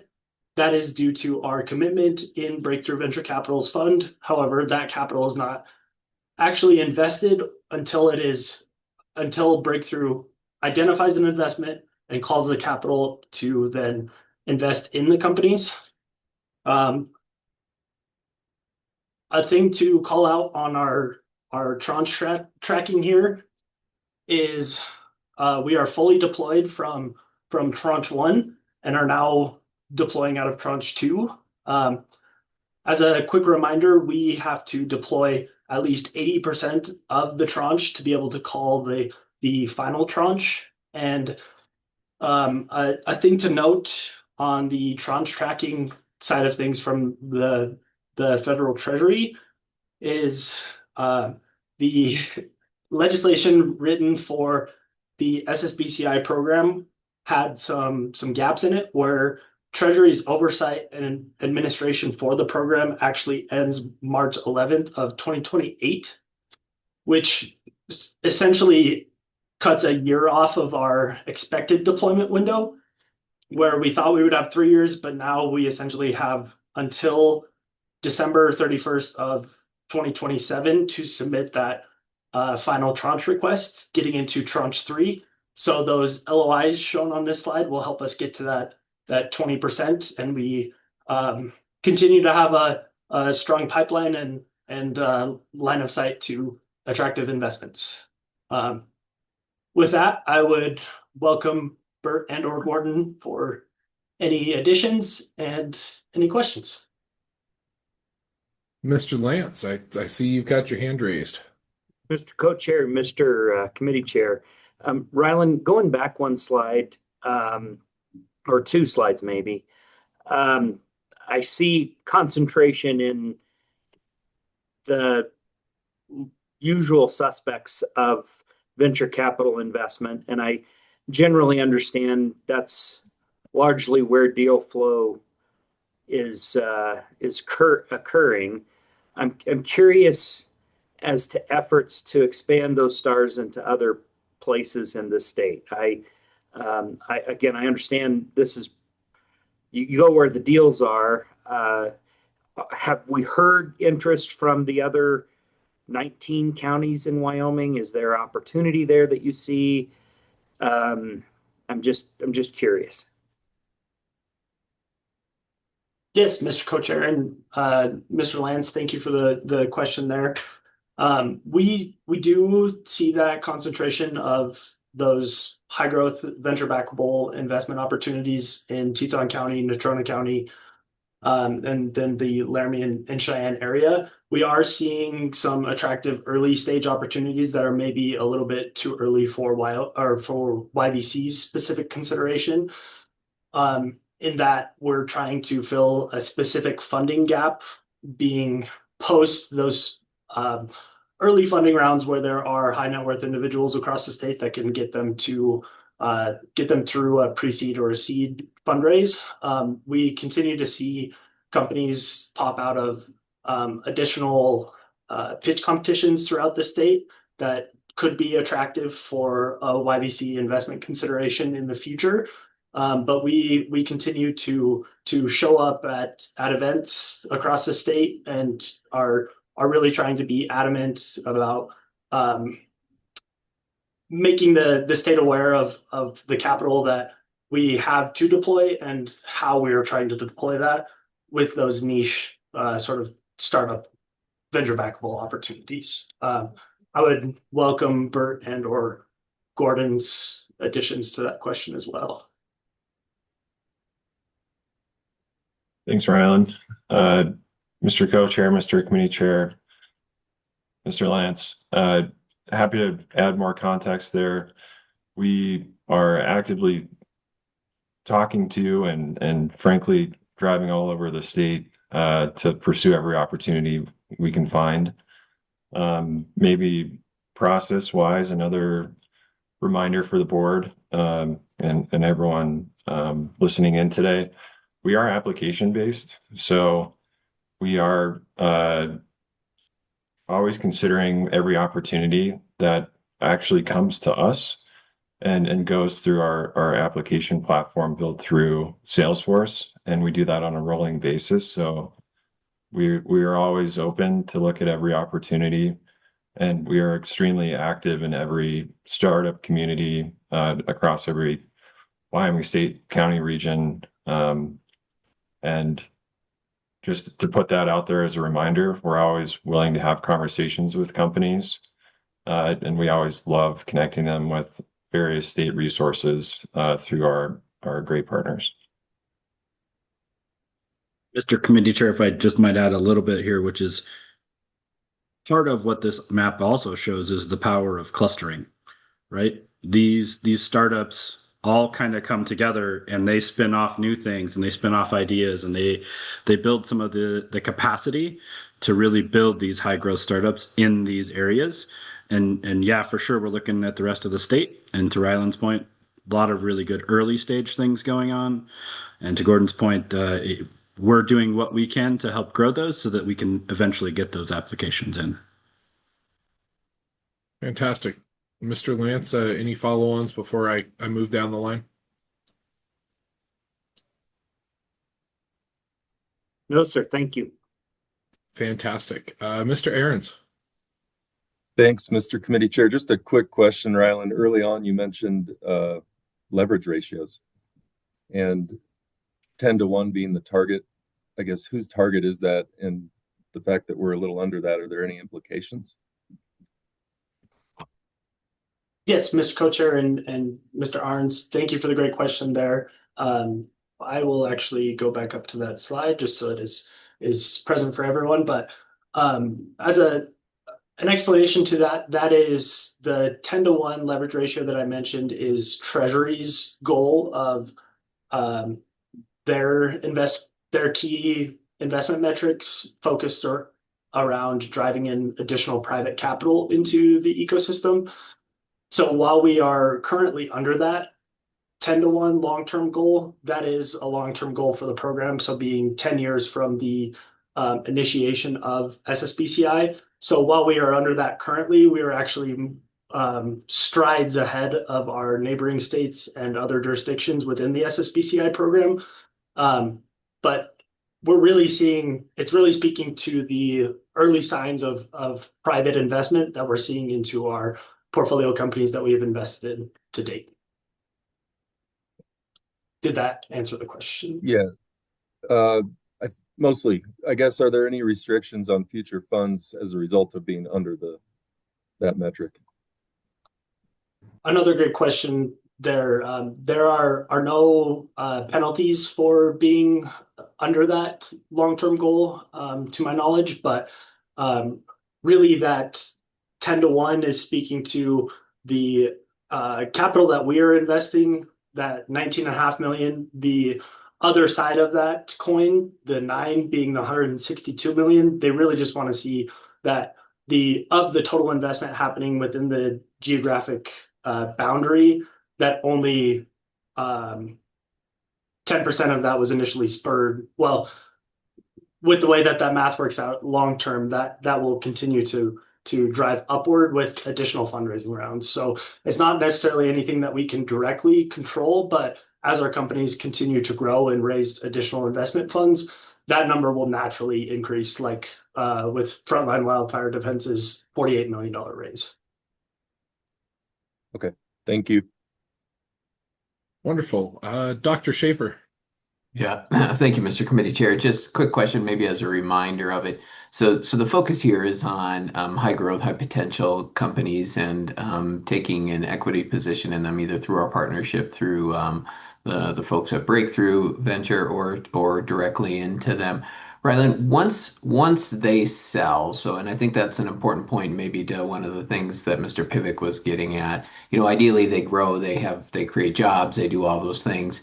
But if many of these companies' interest is eventually selling to do that, then our ROI becomes the liquidation of that equity that we've taken in the company. Once we receive that back, I have two questions. One, is it freed of the constitutional obligations? I mean, right now we're using federal funds to do this. Do those stay unrestricted funds once we receive them back and can be deployed in a similar fashion, and assuming the fund grows? I guess that's really the heart of the question. And then, what are our plans? Is it continue to perpetuate the fund? I don't think we've actually seen a sale yet where we've recouped funds, but just trying to understand if those funds become or remain unrestricted. Mr. Committee Chair, if I might jump in there. Great question, Dr. Schaefer. The funds are, to your point, federal to start. Program income, which is what Treasury would classify that as, in the way we've built the program today, program income remains in the program until the end of the program. So the program is designed for 9 years. Rylan mentioned earlier, Treasury only manages it for 7. So there's a 2-year buffer at the end of that. But the way that it's currently designed is those funds remain federal. And then to add to that, so once the 9-year program is up, program income, any of those returns do become state funds. However, dollars that have not been invested, according to Treasury's current guidelines, still have to be used for their original intended purposes before they can become state funds. So hopefully that helps clarify where that is at and how that can be leveraged. Yeah, thank you, Mr. Committee Chair. Just for clarification then, so any funds we recoup from the sale of an entity that we have an equity position in are going to come back to us and then be restricted, which may limit our ability to turn around and reinvest them. I mean, if they're state funds, that's what I'm trying to get at is are those funds freed of the constitutional obligation for any direct appropriation to a private entity? Yeah, Dr. Schaefer, just to clarify, the funds should not be restricted. They should not be under the Constitution until they become state funds at the end of the 9-year program. Within that 9-year program, they are currently unrestricted, even if there are returns that we want to reinvest. And I guess to that point, those reinvestments can be made, but the original corpus, if it hasn't been used, still has to be used for its intended purpose even after the 9-year program, before it can become state funds. Mr. Committee Chair, I apologize. I'm a little bit thick here. It's a complex topic, Dr. Schaefer. I appreciate you digging into it with Bert. So let's say that we invest in a company 50 million for whatever it is. The company sells, and of that 50 million, we get 70 million back. Is that 70 million then restricted underneath the constitutional obligation? Or can we turn around and reinvest that 70 million and take an equity position in another company, even beyond the 9 years of this program? The 9 years is the watermark we have today. So we can invest it within the 9 years. After the 9 years, we're working towards building a layer of adequate consideration that may unlock that into the future. Right? Just like we do with a business committed and we get an AG opinion that this has adequate consideration, we're working on building that layer in these investments to give us the ability past the 9 years. Excellent. And I think that's the heart of what I'm at. I support the program. I just want to see that it has legs to live in perpetuity. And as those dollars grow, we can continually reinvest, for the long term. So thanks, Bert. I appreciate it. You bet. It's also nice to understand what's restricted and what's not. So thank you. Mr. Law. Thank you, Mr. Co-Chair. I think if I heard that right, I'm just going to repeat it. The answer is there are strings and we're working to get those strings cut. Okay? This is my simpleton way of looking at it, if that's all right. The other thing I was going to mention, and this is back to the cluster, and I got to, because I would see those pop up and I'm like, how come there's not any more of those around, And then I don't know, I just started thinking, in all reality, the more the merrier, because in Wyoming, if we want more money, we either dig a hole or we drill. And that's what we do. There's and there's certainly, I'm not minimizing the level of innovation that can be involved in that. But that little cluster over there is a lot different than digging a hole or drilling. And I think that also Bert mentioned that the fact that it's a cluster and then it's also an application base. So I've kind of I've kind of changed my mind about that a little bit because I think it helps, albeit maybe on a little bit smaller scale, to try to do whatever we can to try to diversify as we talk about. So anyway, for what it's worth. Thank you, Mr. Law. Mr. Pivik. Thank you, Mr. Co-Chair. Again, with the clusters in Teton County, I just may need educated here. Do we seek and lobby companies to apply, or do we just wait for them to show up? Mr. Committee Chair and Mr. Pivik, thank you for the great question there. We do not actively lobby, I wouldn't say. We do like to, as I mentioned before, show up across the ecosystem, whether that's at pitch events or service partners across the state that are hosting events. We like to make everyone aware of what we're doing and how we're investing these funds in a very specific manner, given that gap that we're trying to fill. So we really try to be a resource and be helpful and make everyone aware of what we're doing and welcome any sort of opportunity for initial discussions on whether or not they should submit an application. Sometimes we do have conversations initially where there might be some interest in the program where we can cover some high level topics. And then if it still seems like a good fit, we will ask that they submit an application to start the formal process, but we do not do any sort of formal lobbying, I would say. Well, I thank you for your answer, but I think that that's kind of not good. And I know that doesn't sound like an educated answer or a question, but if we're seeking to bring more economic development into the state of Wyoming, it would seem to me that we, as either our regional folks or us as the board or you, we should be looking for companies that may not know about the ability to get this financing or help, and just going to seminars or whatever to me seems a poor way to get our word out, I guess. It just me saying that, and you guys can throw tomatoes at your screen at me if you want, but I just don't think that that's a good way for us to approach this. Well, Mr.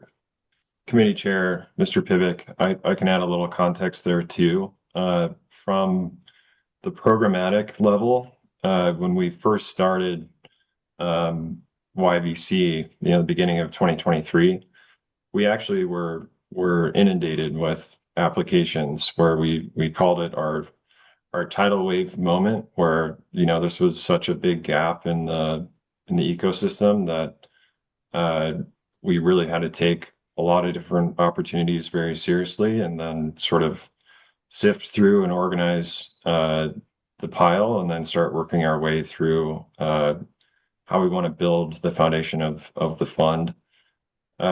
We are stepping into a moment where we now have the capacity to be more outbound versus inbound, which has been great because it gives us not only the context of our portfolio companies as great examples and networks and hopefully advocates for our effectiveness of being involved as an investor, and also just from the business council's perspective. It's a unique ecosystem that we'd be happy to go into further detail sometime, but we are very present in the different startup communities, whether through participation, volunteering, sometimes sponsorship, to where if companies are out there across the state, different partners like Startup Wyoming or some of the efforts in southeastern Wyoming or Silicon Colar, Startup Casper. I mean, the list kind of goes on. They know that we're strong partners of theirs, and we won't necessarily go out and try and recruit companies. That's not really our role, particularly since we're actually a part of a larger makeup of investors. But we'll always be a resource there. I don't know, Mr. Durrell, Mr. Adam, you guys can arm wrestle over who gets to go first. All right, looks like I won that one. Um, Mr. Committee Chair, Mr. Pivik, that's a great question. I'll mention a couple things here, right? So one is from an outbound strategy. All of our regionals, the 6 regionals across the state, and Heather do talk about this program in their regions, and they are communicating these options out as they're going in their regions. The other thing I'll mention is Gordon was touching on it, but Ryland's actually undertaking the outbound strategy going into 2026 to figure out what we can do to get the word out even more. And I guess the last part of it is we'd mentioned this gap, right? We mentioned that when we first started YVC, we did a survey, we did a bunch of research, we tried to figure out where the funding continuum in Wyoming for these high growth startups was actually broken, to figure out where we needed to come in and what we needed to add to the ecosystem to make it work better. And that gap isn't early stage companies. Like, it's not your very first funding round. That can typically be filled. We've got a lot of angel investors. We've got Breakthrough 307. We have Silicon Coular Angel Group. We have the early stage. That very first round of funding has been pretty well covered. So we don't need to get involved there. Where we need to be involved with YVC and the investments we're making is after those investments. After those angels and the round size gets so big that that's not where they're going to play. There isn't a venture group or anybody in the state making those investments. And what we saw was those companies would then leave the state for that investment. And so what we're trying to do is fill that gap. And I would say that going around to all of these pitch competitions, we meet all these early stage founders. We can help connect them to the angels. And then once they get through that, then we come into play. And so there's a little bit less of a need for a really high volume outbound strategy with that and soliciting or trying to lobby for these companies. The other thing is Treasury has dissuaded us from trying to use it as a recruiting tool to get companies from out of state. So I guess those are just layers that we're trying to play within, if that helps. And Mr. Adam, I'd like to ask a question too, kind of thinking around our entrepreneurial space in the state. It seems like we see possibly some reasons that are more driven by, they're trying to do a startup to keep it in the family or to maintain it long term as opposed to venture capital. Does part of that affect what we're seeing coming from certain regions of the state? I guess where I'm thinking is where I live up here in the northeast corner. There's a lot of funds from, let's say, the extraction industry that seem to be being put into these devices. So maybe we don't see them reaching out for these kind of venture capital models as often. Is that a fair statement? Is that true? Or am I just kind of making up a story there? Mr. Committee Chair, I think that is a fair statement. We have had quite a few conversations with those types of companies throughout the state.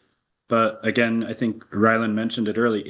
If the goal of the company is not an exit, it's not a proper venture investment for us, right? And that's an exit and a venture lane for all the investors, right? So typically a 10-year horizon or less on taking this capital, growing that company, and either having a merger, an acquisition, an IPO, any of those different exits, maybe even secondaries, to return capital to investors.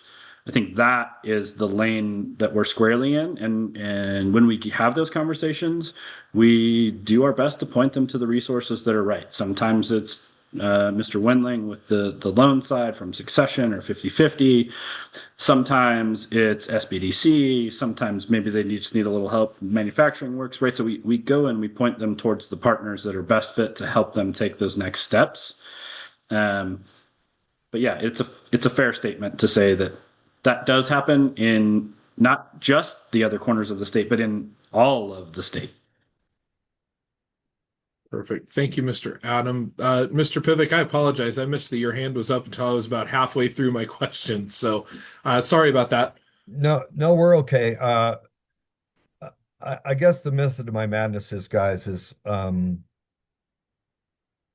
About 3 years ago, I personally expanded our company from a small company of 6 to about 50 and had no idea of anything about the business council, what they could do for me, which means that obviously my regionals didn't know what the heck was going on. I did know that the business council had done some things like we did, the Broadway theater here and some other things, but I just don't think our word is getting out there enough. And that's why I'm asking these stupid questions for me, I guess. Because I got to tell you, our regionals here, and hopefully our new one will do a little bit better. We're not informed on what this council can do. And I understand this investment today, this investment group, what we're talking about now, may not have worked for me, but we have other programs here that would have worked for us. I mean, we invested about another $4 million into our business and grew rapidly, went very rapid. So that's where some of my questions come from. So please bear with me when I ask the unorthodox questions.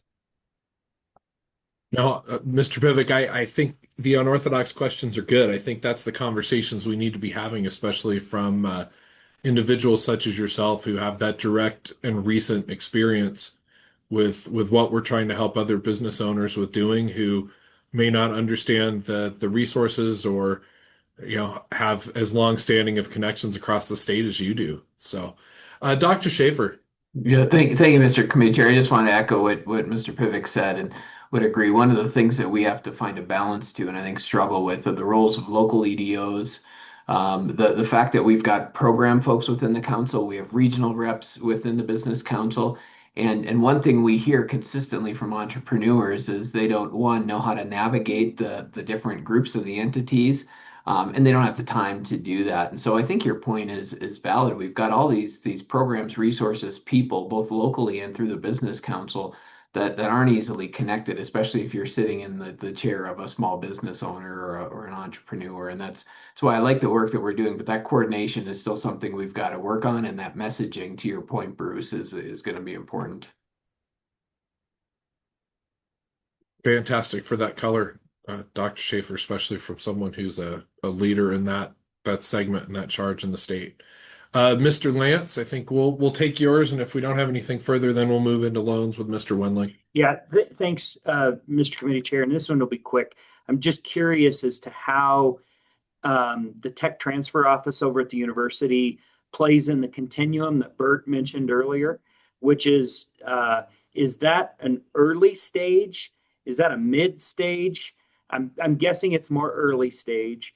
And what could we do to perhaps incentivize or build on the ecosystem to actually unlock and get the patents that are being developed at places like university or even some of our community colleges out and operating in the state? Because we all talk about investing in the university as an engine of growth in the state and all of that. But if we can't unlock that and actually move it out into Wyoming, and YBC would seem to be a structure maybe down the road a little bit, we're missing. And only seeing one star down there signals to me that's there's a problem there. And I'd be curious as to what you all think. And I can take that offline to Mr. Smith. I know we need to get moving.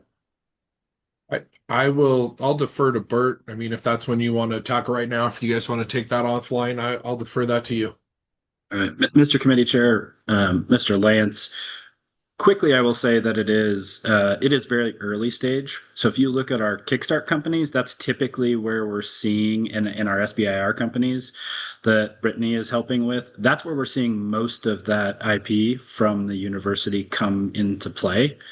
For the rest of it, we can take it offline on the conversations. We've reached out to Tech Transfer. We've reached out to UW. We've trying to build these bridges. We're still working through that. We haven't built it completely, but yeah, we can take the rest of it offline. Wonderful. Thank you all. Thank you, board members, for the in-depth conversation around these topics. I think it's been great going a little longer, but that's okay. I think it's worth the discussion. With that, let's hand it over to our loans, both 50/50 and succession loan that we have with Mr. Wendling. Mr. Co-Chair, Mr. Committee Chair, thanks. board members, good morning. Merry Christmas.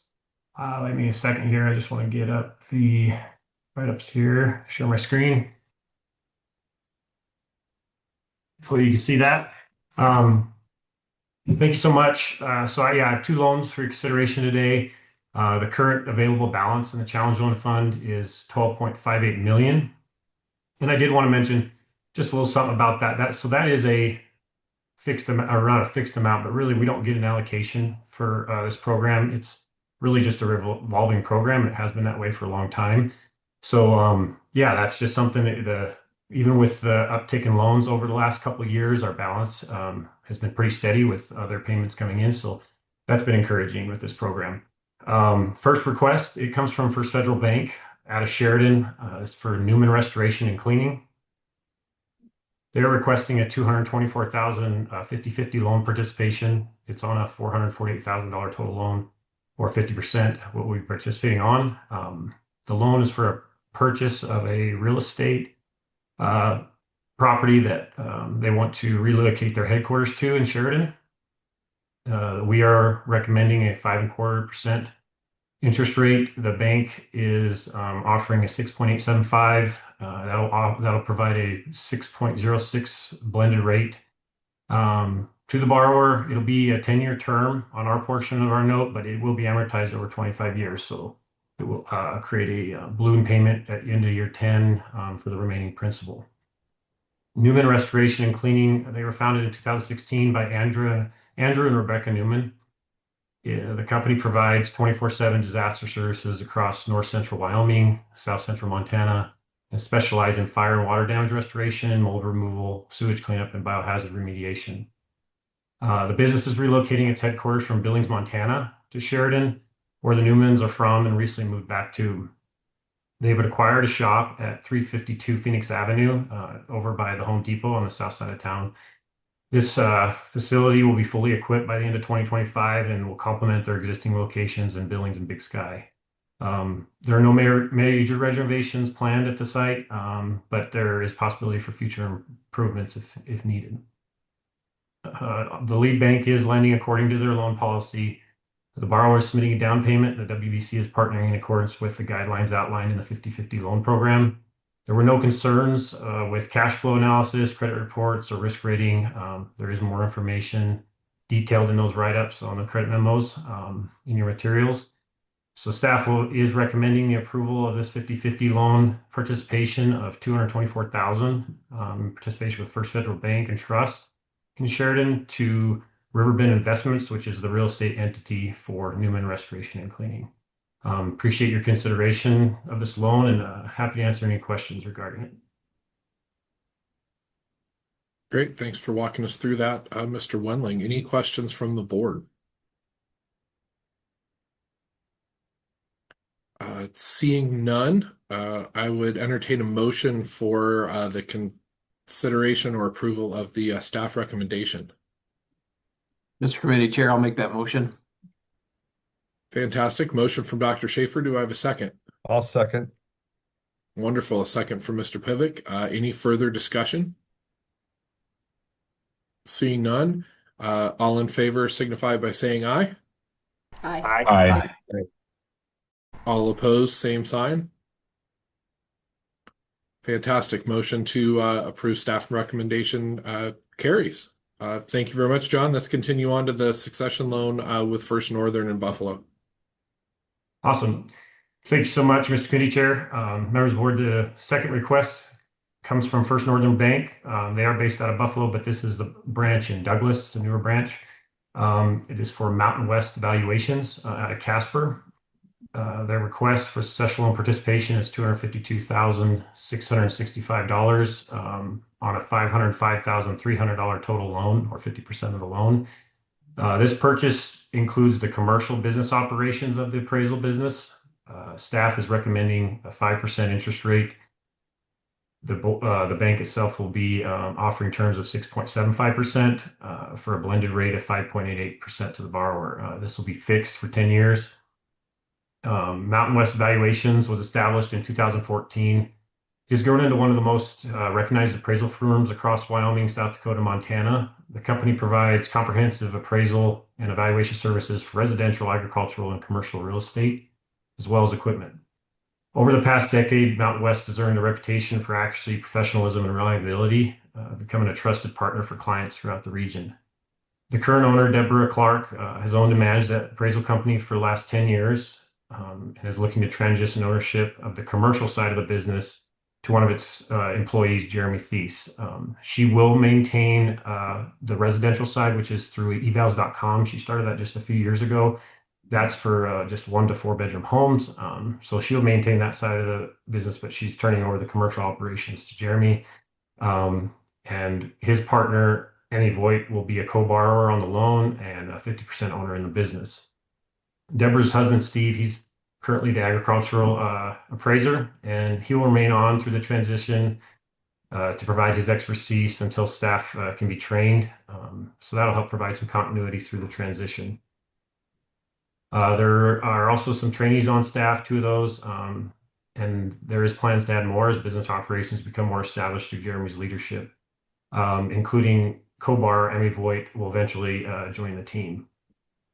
The lead bank, they are lending according to their loan policy with an exception to the 70% LTV policy requirement, but that was mitigated by the strong project and global debt service credit ratio, shortened amortization, and our participation covering a majority of the blue sky. There were no major concerns with cash flow analysis, credit reports, or risk rating. There's more information detailed that in the credit memo in your materials. Staff is recommending the approval of the succession loan participation of $252,665 with First Northern Bank in Douglas for the purchase of Mountain West valuations.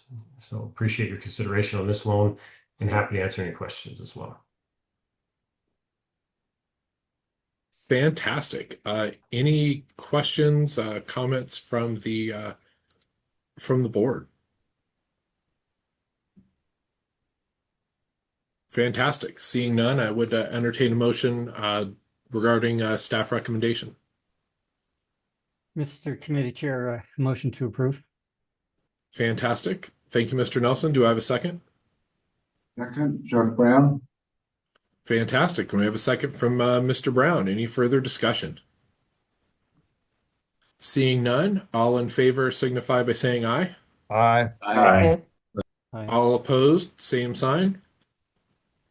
Fantastic. Motion carries. Thank you very much, Mr. Wendling, for working on those and all the other projects you're working on, and to the rest of the investments team for your efforts.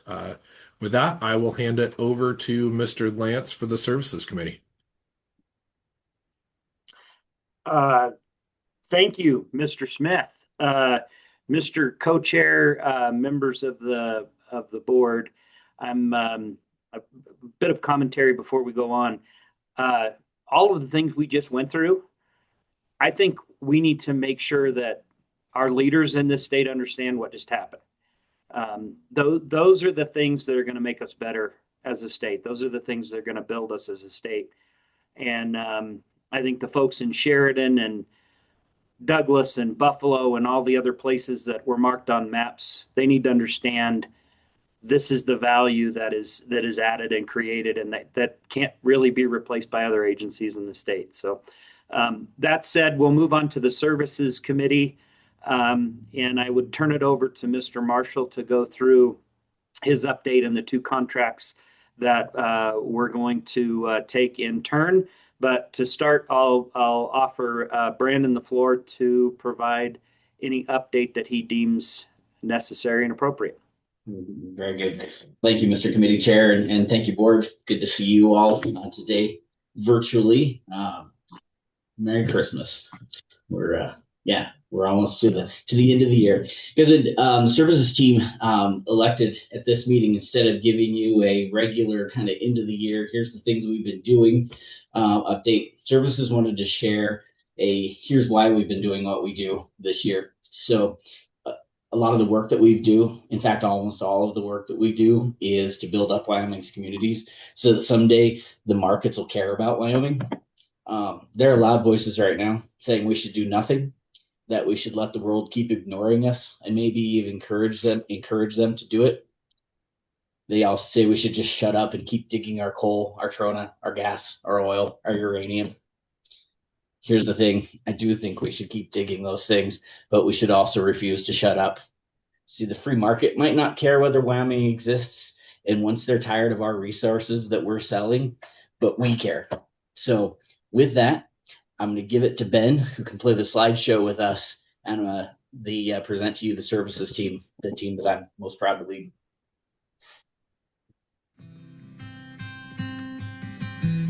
I love to help people both uncover and rediscover their potential so that they can boldly seize opportunities. So who am I bringing to the team of thousands? I work with a lot of formal and informal leaders, both in my day job and on my off time. And I would love to bring them and everyone else who wants to ensure a prosperous future. My original why is that I really want people to know that they can do better and that they can be better. And that means Wyoming can prosper and be stable. But my why right now is that the work the Wyoming Business Council does is too important to just leave to the fate of someone else and their decisions and their thoughts. We have to make sure that we're doing the right things and that we get the important work done for the people of Wyoming. I'm bringing everyone that'll listen with me for the team of thousands. I do this because I want to see Wyoming's rural communities preserved. I want to see them grow. And I want people to think of Wyoming and come here as a place that they can establish their families, achieve the American dream, and the same can be done for their kids and their grandkids. And generations will stay here and contribute to Wyoming's economy. There's a saying that I think that really applies to Wyoming. From the outside looking in, it's difficult to understand, and from the inside looking out, it's difficult to explain. I think that we have the privilege of explaining this all over the country, all over the world, and we have the duty to the Wyoming people to tell their story, their work ethic, their fierce independence, and everything that comes with the romance of living in this beautiful and wonderful place. And that's my why. Thank you. As a little girl growing up on a ranch right here in Goshen County, Wyoming, I was always taught to love the land and it will love you back. But as an adult, I know that's not enough. We can love Wyoming all we want, but that won't give us economic prosperity. It must be fought for, which is why I do this for my children. I need to show them the cost of a future worth inheriting. Because our future, just like tomorrow, isn't promised. We have to work for it. Let's secure our future, let's work, let's lead, and let's build that tomorrow together. I'm Kate McMillan, the Market Development Advisor for the Wyoming Business Council. Growing up in Upton, I learned what it truly means to be part of Team Wyoming, not just live here. My family instilled in me a deep passion to serve and through dedicated hard work. My ultimate goal, my why, is simple: to create a Wyoming where people actively choose to build their future. I'm excited to bring to the team of thousands those who are on the ground, growing the private sector. By focusing on innovation and economic strength, we can ensure good-paying jobs for future generations to come. Let's build that future of Wyoming together. I love Wyoming because it can be a little bit weird and unique, from our history to our people to our pride. And I want to retain that culture and that history of just a little bit of weirdness. But I also want my friends and my family to stay here and love the places that they live and maybe even contribute to that weird. Opportunity. It's what I'm most grateful for. Nearly every opportunity I've had, both personally and professionally, has been shaped by my ties to Wyoming. I believe that opportunity is not accidental. It is something we create, we give, or are given. We can create opportunity through the choices we make today. And I believe it is a responsibility of those in a position of leadership to expand opportunity, especially for those whose voices are not always heard. I work here because Wyoming has both the opportunity and the obligation to serve not only the people we see today, but the generations who will inherit the systems we build. I do this work And my why is because I want Wyoming to be a place where ambition and the belonging are not mutually exclusive, and where the next generation has more opportunity, not fewer reasons to leave. Hey y'all, I'm Wendy Lopez, one of our business recruitment managers at the WBC. I'm a fifth generation Wyomingite, originally from Cody, but I've spent more than 2 decades here in Cheyenne raising my family and building my career. My passion has always been connecting the right people to the right opportunities. That's my why. I love developing relationships and helping companies see what's possible in Wyoming. Who am I bringing to our team of thousands? Industry partners and outside expertise.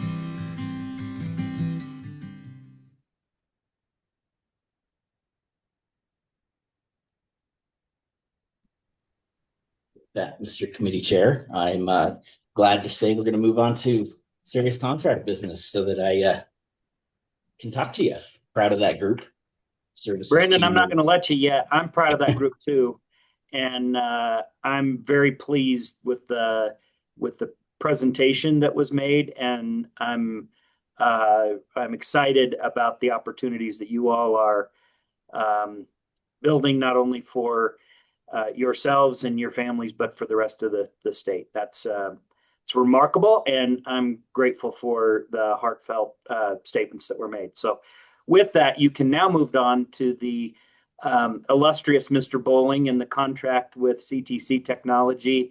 And I hope you're both going to comment on the exemplary rate at which we've gotten our broadband program up, running, moving, funds dispersed, and projects in the hopper as compared to our other competitor states, because this has been a long-standing issue that I've heard about for a long time, which is broadband. It's a problem that we have had, and that problem that we're solving, and it's being solved here. And so with that, Brandon, I'll turn it over to you and Chad to talk about the CTC technology contract. Very good. Yeah, thank you, Mr. Committee Chairman. And Chad, do we have Mr. Spurgeon with CTC queued up? Oh, there, I see his name now. All right, very good. I will give it to you, Chad. All yours. Perfect. Thanks, Brandon. Thanks, members of the board. Before I go into the contract, I just wanted to share a quick update that Mr. Lance touched on. The governor's office made this announcement, but I'll announce it here as well. Wyoming was the second state that had their final proposal approved in the entire country in regards to the BEAD program. So I think that's pretty exciting. Years of hard work, the effectiveness of our proposal, it's paid off. And so the next steps currently, we're doing a legal review with our notice of award that we received from NIST, who works together with the NTIA and the BEAD program. And once the legal review is done, we'll return that. And then pretty much effectively, the funds will be released to the state, and then we'll enter into contract negotiations that each provider, with each provider that in regards to the projects that they have proposed that went into the final proposal. So really exciting. So with that being said, I'll go into the contract we have with CTC, Amplifund. It's in the amount of $118,000, and it's effective through December 30th of 2030. And this contract, now that we're in the post-award BEAD phase, we're starting to think and plan compliance and monitoring phase of the. It'll be very rigorous. There's biweekly annual reports that go in with each ISP. And the platform we're using through CTC is called Amplifund, and this is a CRM tool that allows as a system of record that will store all of our data. We'll be able to communicate with ISPs. ISPs will be able to communicate with us through this, and we'll be able to house all the communications, all the data in one place.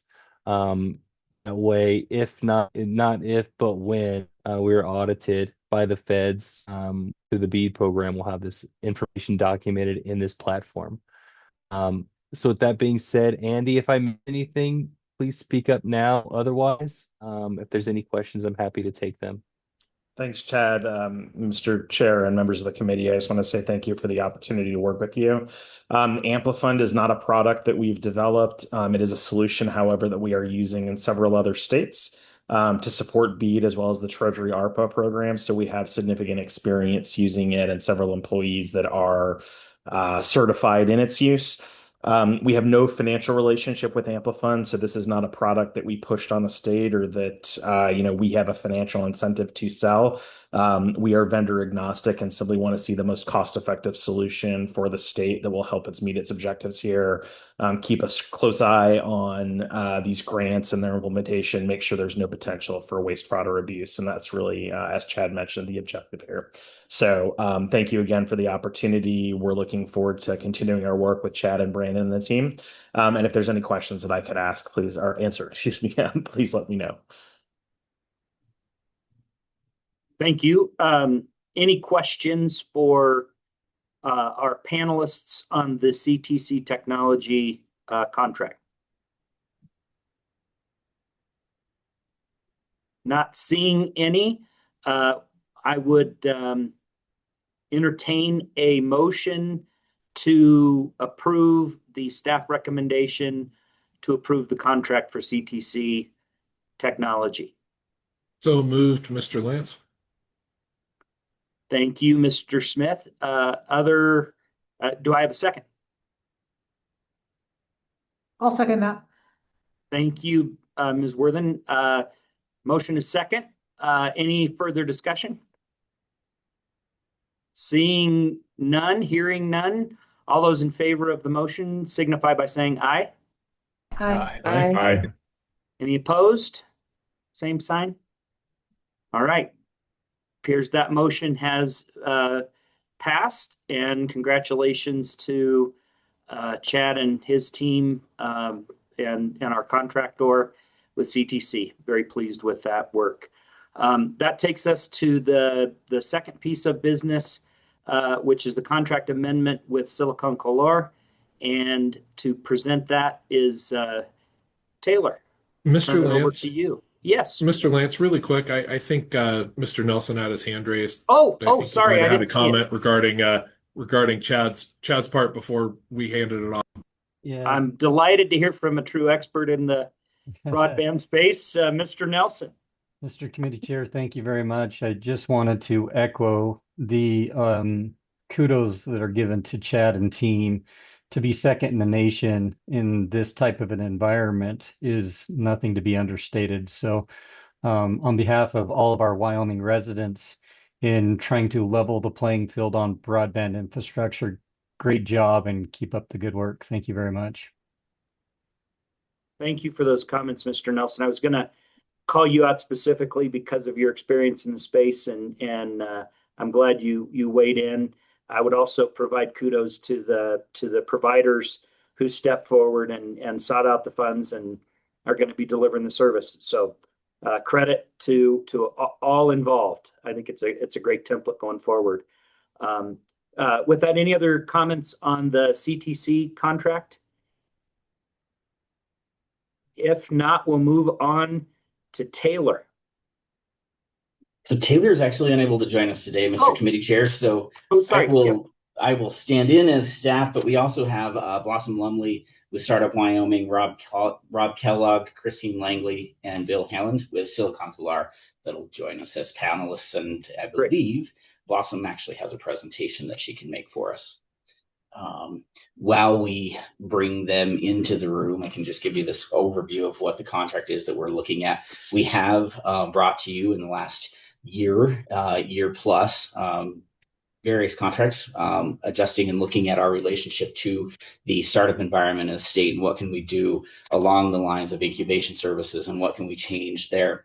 This is what we are asking today. It represents the third phase of the project with Silicon Coular that has really been an R&D project to this point. Learn, adjust, learn, adjust, learn, adjust, learn, adjust. and then deploy. This is obviously the way the Business Council works as a whole. So we're very excited that this contract is also working in that exact same way. This contract amendment is for $500,000, would take us through December 30th of 2026. So a calendar year contract amendment is what we are seeking here. These are funds that have been allocated within our regular budget for startup services. So at least as far as that goes, they fit right into the slots that they were put in to begin with. So, but with that, and before I ruin anything, I would be very happy to pass this to the Silicon Couloir Startup Wyoming team. Thank you. Thanks, Brendan. I appreciate the introduction. And before my remarks are going to be quick. I'm Rob Kellogg. I'm the executive director of Silicon Couloir. I'm going to be turning it over to Blossom, who's going to walk you through the work that's been done so far and kind of set the stage for the supplemental request. But I first wanted just to acknowledge what a pleasure it's been to partner with the Wyoming Business Council over the past year and a half. That time frame essentially coincides with my time here at Silicon Couloir as executive director. And so I've essentially been with the project from the gestation, and ended up hiring Blossom, and she's building out her team after that. But I just wanted to say we're very excited about this work, and I think a lot of the reasons that you've chosen to partner with us, I think, was reflected in Bert's presentation earlier, related to his report out on the YVC portfolio. We had at least 4 companies that he talked about that came out of our ecosystem and came out of our programming. So, even though this is sort of a new standing relationship, in many ways, the work that we've been doing up here in this corner of the world, it has been influencing your work down in Laramie and Cheyenne. So with that, I wanted to introduce Bill Holland. Bill, are you on? Bill is our incoming chair. He takes over for the Silicon Couloir board this month. And I just wanted to provide an opportunity for Bill to just make some introductory remarks, and you get to know him at some point, maybe in more depth. Bill, are you there? I am, and sorry as I'm clicking the buttons to be seen and heard. So thank you for all that, Rob.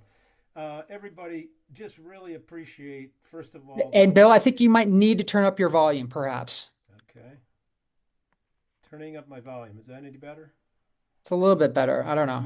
I'm gonna lean in, so forgive the close up, everybody. But I did just want to tell you how much we appreciate connecting with you today and up until this point. And I will tell you, I have a very strong personal bias for connecting in real life, and we'll look for those opportunities to look you in the eye and shake your hands here in the future as well. I wanted to add, I really appreciate the point that Taylor made, along with the very authentic whys in the video, but he talked about opportunity and obligation. That really resonates. I think at Silicon Couloir, we have this opportunity to contribute. I also think we have an obligation. We have some skills, we have some desire, and I think we can make an impact. So include us in on the team of thousands and wanting to add more thousands to the team as well. Eager to do what we can to help and stay connected with you all. So we really appreciate it. Thank you, Bill. And finally, before I turn it over to Blossom and Christine, who are going to walk you through their presentation, Brandon, thank you for the partnership. Taylor's not here, but we work very closely with Taylor. Josh, we appreciate your support and the partnership going forward, and we look forward to doing great things together. And Blossom, go ahead and take it away. Okay, terrific. Thank you so much. Brandon, can we pop up the slides? Okay, perfect. First, Mr. Chair, Committee Chair, and Board of the Business Council, thank you so much for this opportunity to present today. So before we get started, I actually wanted to introduce our newest team member, Christine Langley, who joined us on September 1st as our new Director of Founder Success. Christine, do you want to say a few words? Thank you.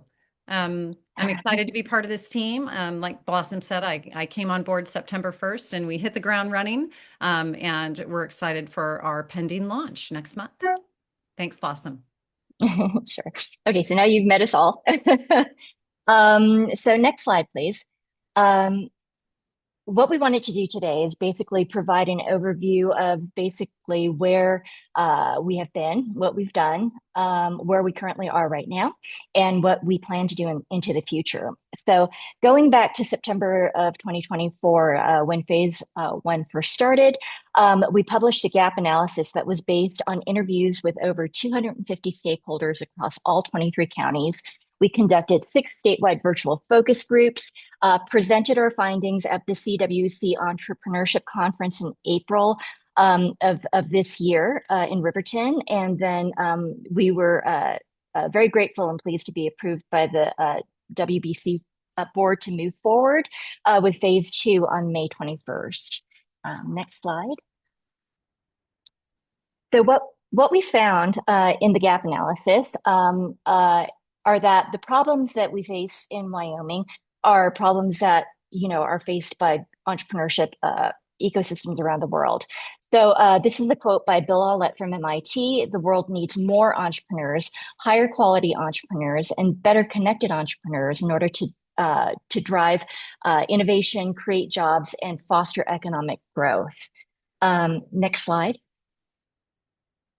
So building on this, which, builds on our gap analysis, we're taking a sequential approach to this problem, starting by better connecting startups through a founder mapping campaign that we're going to be launching in January. The purpose of this is to start putting together founder working groups that kind of mirror what's going on with the Wyoming Entrepreneurship Coalition through LCCC. In the area of more startups, we've started digging into an entrepreneurial mindset program. And to better prepare our startups, we are leaning in heavily into the disciplined entrepreneurship framework that was developed by the guy that you saw in the previous slide, Bill Aulett, which is a 24-step program that takes innovation-driven entrepreneurs from ideation stage all the way through scaling. Next slide. Sorry, we skipped. Did we skip over one slide? Oh, my apologies. Okay, no problem. Go ahead and go to the next slide. No, the forward. Sorry about that. Okay, so skipping ahead to our deliverables for phase 2. What we're doing is we are laying the groundwork. We've put together a fantastic team of staff, advisory council, our board, a dedicated board committee, getting together our organizational structure, our CRM system, the data and metrics that we're going to be establishing baseline metrics for in the coming months, our website, our socials, all of that good stuff. We are in the process right now of researching and getting ready to pilot programming in the entrepreneurial mindset and disciplined entrepreneurship spaces. We'll be launching that founder mapping campaign in order to basically try to find and connect with all of the startup founders across the state and identify them by region, by stage, and by sector. In addition to that, we were recently awarded an SBA Growth Accelerator grant that's going to allow us to develop capital stack education and start figuring out how to increase access to capital for founders across the state. Next slide. Okay, here we go. So this startup map is going to be on our website that's going to launch on January 12th. It was developed by Christine, and she's going to take a minute to sort of walk us through what the purpose and functionality of this map is. Thanks, Blossom. Can everybody hear me okay? Great. Yep. All right, so you'll see 2 lines, and we've kind of designed this as a trail map because we thought that was very Wyoming-esque. And so you'll see up in the left legend, the green line is innovation-driven startups, and the blue line is small and medium businesses. And one of the things that we learned through, our gap analysis and going around the state and talking to all different people is that regardless of whether you're talking to an entrepreneur that runs a small business or you're talking to an entrepreneur that is engaging in an innovation-driven startup, if I ask them, are you a high-growth startup? The answer is, yes, that's me. But definitionally, that's not true. right? What we know is that small and medium-sized businesses have a very different path or trail that they follow than an innovation-driven startup. And that was solidified in the MIT Disciplined Entrepreneurship training that we all attended a couple of months ago by Bill Aulette that was funded by WIP. And the governor's office. And so we thank them for that opportunity to sort of solidify the education and the research that we had already done. And so this trail map really signifies those two different pathways or those two different trails. And what we want this to do for not only entrepreneurs, but also for the entrepreneurial support organizations and the ecosystem as a whole is to function as an educational tool so that you can come to this map and you can distinguish which path you're on as an entrepreneur.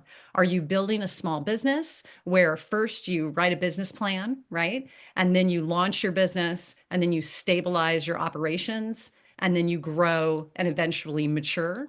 Or are you operating an innovation-driven startup that goes through a discovery and a design and an engage and a monetize process before you get to launch and then scale? Because we know innovation-driven startups are actually attractive to venture capital and angel funds, right? Where a small business has a different track for identifying funding. And so at Startup Wyoming, our focus is on innovation-driven startups.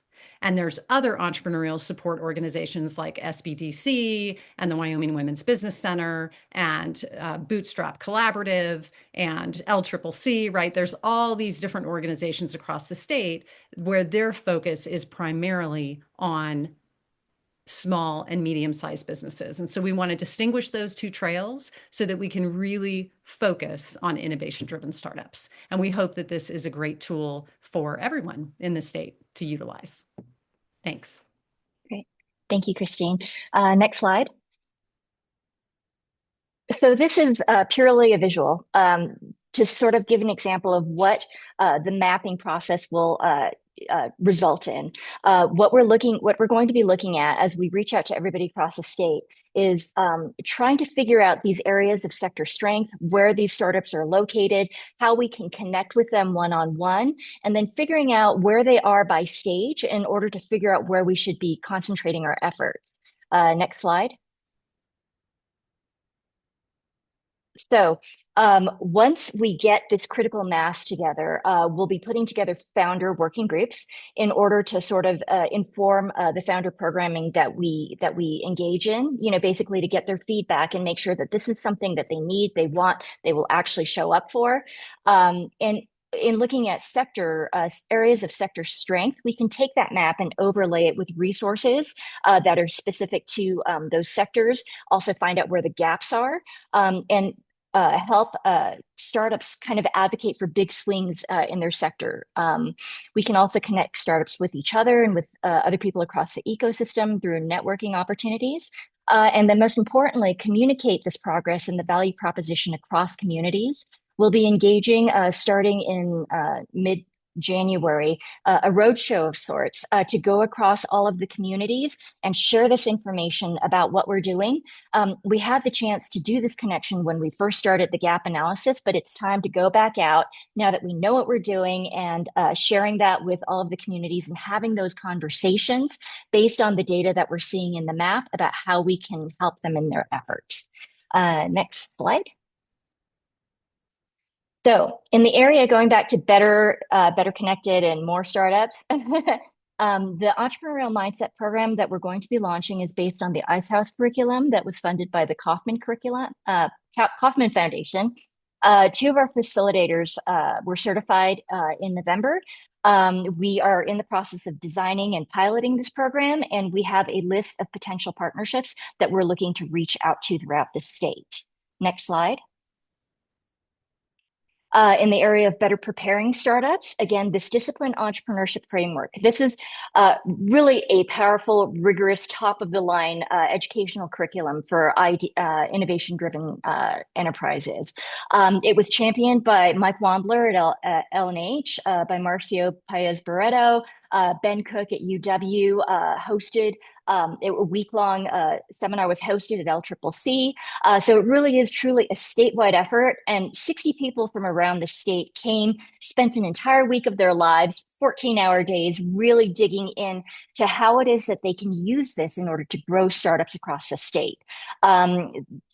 Actually, in total, 5 of Silicon Couloir's folks got certified at this workshop.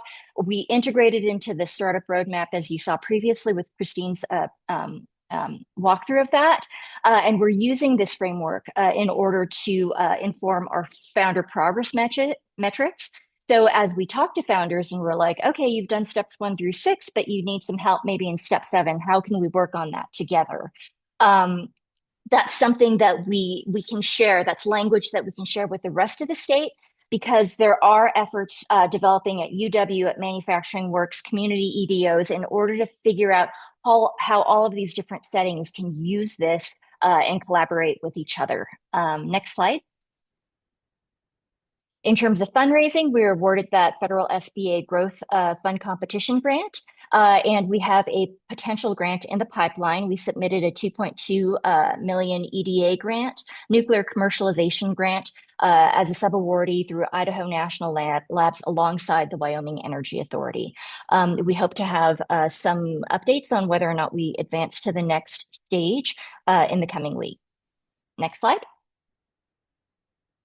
Then moving to supplemental funding, what it is that we plan to do, what we hope to do, is continue this programming throughout calendar year 2026 and beyond, and use this operational base in order to fundraise against the programming, to give us that time to really build this out. So we will be partnering and deploying statewide in the entrepreneurial mindset, disciplined entrepreneurship, and capital stack education delivery modules. Another thing that we hope to do is help increase that access to capital.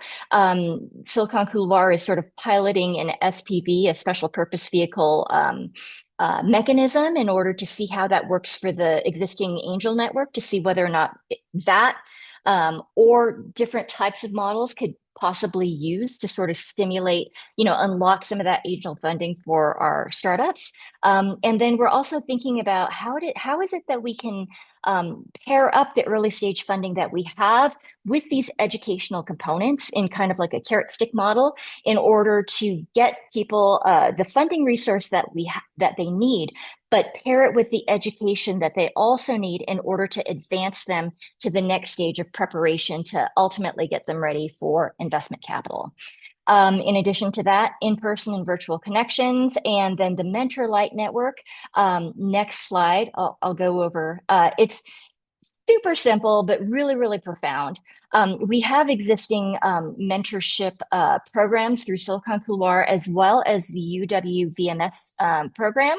What this would be, this Mentor Light Network, is actually a ad hoc, very low commitment, like 1 hour of your time kind of thing for those mentors, or for those mentors who don't have the time to be able to commit on a regular basis to an actual program, but still want to get engaged with helping founders answer their quick questions about things like term sheets or sector specific questions, or things that they just don't know who to ask. So this provides that easy entry point into this ecosystem. And hopefully, if we hook them in and they're excited about what's going on in Wyoming, this could potentially prove to be a feeder for those larger VMS programs. Next slide. Okay, in terms of sustainability, we have plans. We're putting together our grant and private fundraising strategy, developing a revenue model to ensure that our founders have skin in the game. And this business innovation coalition that's coming together is really, really exciting. We're having awesome conversations about how it is that we can work together, these organizations can work together across the pipeline in order to ensure long-term sustainability of all of these things, because if any one of them drop off, it puts the entire system at a loss, as well as looking at, are there opportunities to have recurring grants for founders that pair, the education with the funding mechanisms as well. Next slide. Targeted impact. I will not take too much time going into this. These are the impact metrics that we discussed back in May. We are in the process of figuring out and working with folks to figure out what the best metrics to track on these immediate and long-term areas will be into the future to assess our impact. And next slide. And then to sort of round things out, I just wanted to introduce other members who are not here on this panel today, but our advisory council consists of Rosie Berger from Sheridan. She's former chair of the House Appropriations Committee and just an amazing leader. Keith Karen, who is a startup founder in the field of spectroscopy. He's had multiple exits. He's on his 5th company. Bill Gurn, Dr. Gurn, who is former Vice President for Research and Economic Development at the University of Wyoming, as well as Jasper Welch, who's our outlier from Durango, Colorado, who is the former president of the International Business Innovation Association, and who also works with companies across Wyoming, New Mexico, Colorado, who can bring that regional perspective as well as international perspective to our work. Next slide. Our dedicated committee at Silicon Couloir consists of Arthur Baines, who is a consultant with Charles River and Associates, Michael Coles, who is just a wonderful human being, published author, co-founder of the Great American Cookie Company, former CEO of Caribou Coffee, as well as Flavia Naves, who is a commissioner on the Wyoming Stable Token Commission, as well as general counsel with Hathaway and Kuntz. Next slide. Our team, there's me and Christine. We also have Casey Sedlak as a consultant working with us on the entrepreneurial mindset work, Bella Rowe in operations, and we are currently working with a marketing consultant and a fundraising consultant in order to build out those areas of our team. Next slide. So this last slide shows our budget ask, our past actuals in FY25, our existing budget for FY26, where we are now, as well as sort of outlines our requested supplemental ask for this upcoming calendar year. Next slide. So to round things out, thank you so much for all of the support for getting us started, and hopefully there are great things in the future. And I'd like to take this opportunity to open up for any questions that y'all might have.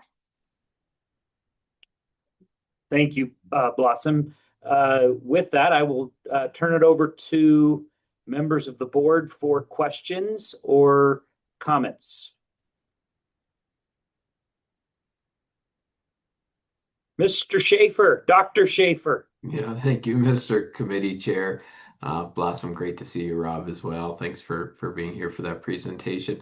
I've got a couple of questions, but just to start, you likely were on and listening to the conversations around the YVC program and the questions that board members had regarding deal flow. Tell us how you anticipate your work maybe catalyzing deal flow, and whether or not that'll have more of a regional approach, or if we're going to continue to focus on sort of those population centers where we see entrepreneurial activity. And any comments or responses to the board members' questions regarding deal flow and distribution?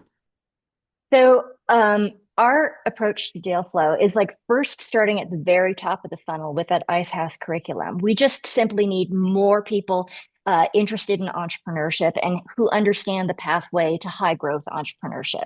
That's the very, very start of the funnel. And that's something that's applicable to youth. There are like K through 12 curricula. There's, stuff at the college level. There are ideas for startup, for small businesses that, have a certain take on how they can scale their companies. So that's starting, at the very, very top. What we find is that as these innovation-driven, companies move along, right, they are struggling in isolation and don't necessarily know how it is that they can prove that they can compete at scale.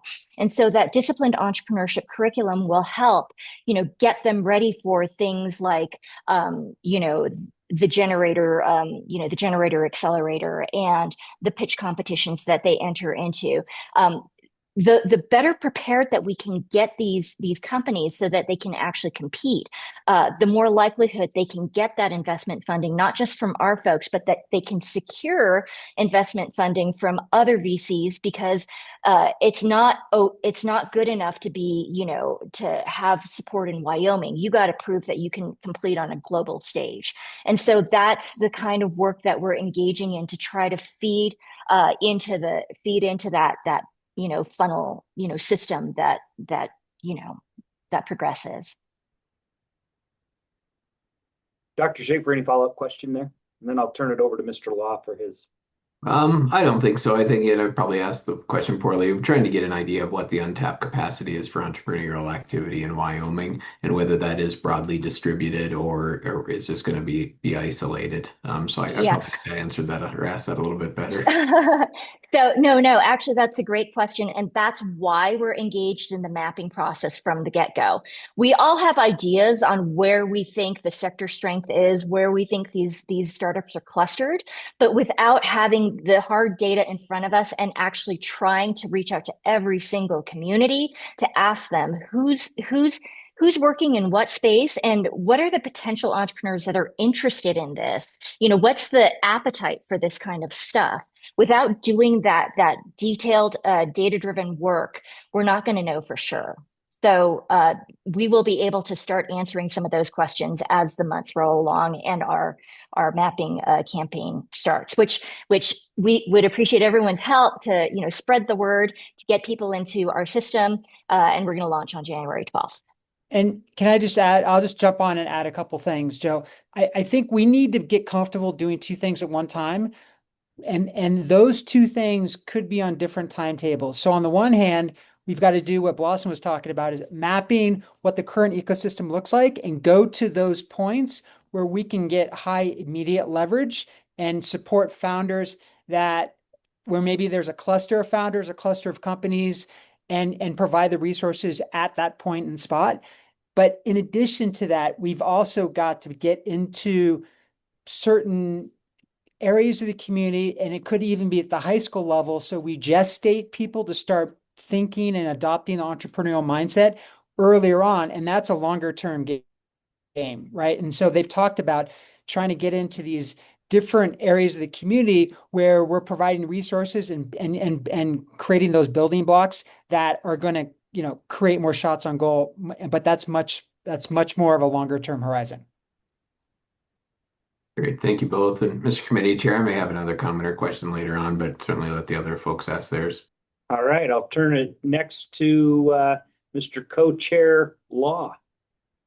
Thank you, Mr. Committee Chair. And they probably answered this, but I have to hear things 2 or 3 times for it ever to sink in. So I'm going to apologize in advance. But up in Sheridan, for example, Sheridan has the largest concentration of entrepreneurs of any state in or any county in the state, about 51%, just based on the data. And obviously, it seems like Jackson has a pretty high number of startups and things like that. When you're going through these processes, because I see that up here, you see somebody with a great idea and are coming with this. How do you flesh out the difference between an inventor and an entrepreneur? Because they are not remotely one and the same. So the entrepreneurial, that mindset, the entrepreneur, that's what's in common, that sort of spirit of like wanting to start a business. The difference in innovation-driven companies is asking the question, what's your market? Do you potentially have national or global reach, or do you want to focus on, serving your community and being, an integral part of your community, with a lifestyle business or other type of small business? Also, does your idea actually have a differentiating factor? Do you have customers for your idea? And those are the kinds of questions that the discipline entrepreneurship framework helps entrepreneurs walk through so that they can identify and they know what they're getting into before, from the get-go. Because it is a hard path. I mean, there's no getting around it.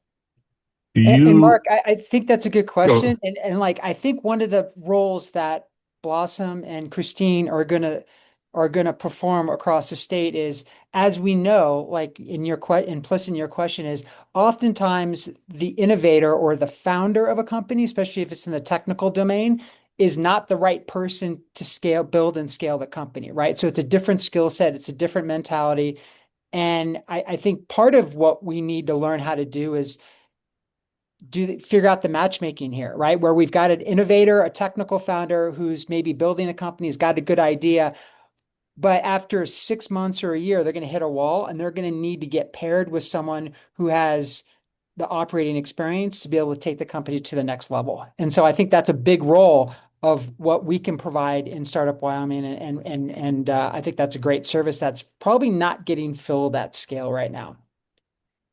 I'll just do a short follow-up. You don't even have to answer. It's just a thought. I think that, there's a lot of heart and head that goes on in the whole world of startups and entrepreneurship. Not everybody's going to have the same push through once the headwinds of entrepreneurship start. And I just suggest that maybe in your curricula or how you develop that there's a way to analyze that, and enlighten the person that's wanting to walk that path. So I'll just leave it at that. And thank you. Thank you, Mr. Co-Chair. Mr. Pivick, I'm excited to hear from you. Thank you, but I don't know why you want to hear from me. I want to hear from you because I saw your comment in the comment section, and I think your earlier comments related to your experience and the likelihood of finding these sorts of opportunities in places like Sweetwater County is important to hear. Well, thank you for letting me open up my pie hole to all this, I guess. Basically, I think we need to use our regional reps to help these folks find young entrepreneurs. I don't know how many people on this board are entrepreneurs, started your own business. At one time in 2001, I was $2.5 million in the hole. So I know what it takes, and I had no help. So I think the thing that we need to make sure that we get the resources to these folks, but I'm not for looking at the clusters that you put up there. There are smaller communities that have great entrepreneurs that we need to go after. If you're going to live in Jackson, you already have money. Just going to tell you that right now. They don't need us. If you're going to live in Jackson, you're going to do your things there. They don't need us at all. And if they do, we're fooling ourselves that they're going to succeed. So that's all I really had to say, Mr. Co-Chair. I just feel that we need to find the resources to help this company out find, and that's what we have regional reps for, and they should be helping them push forward for entrepreneurship. Thank you. May I respond real quick to that? Oh, Rylan, Mr. I'm muted. Committee Chair? I was okay. muted. Yeah, you're muted. My wife would love to have that mute button perpetually, but here we sit. Blossom, I'd love to hear your thoughts. So, in looking at that map, first of all, the map that we put up, it was purely a mock-up. It's not based on actual data. That map may, and I am anticipating it's going to look very different once we actually start building it out.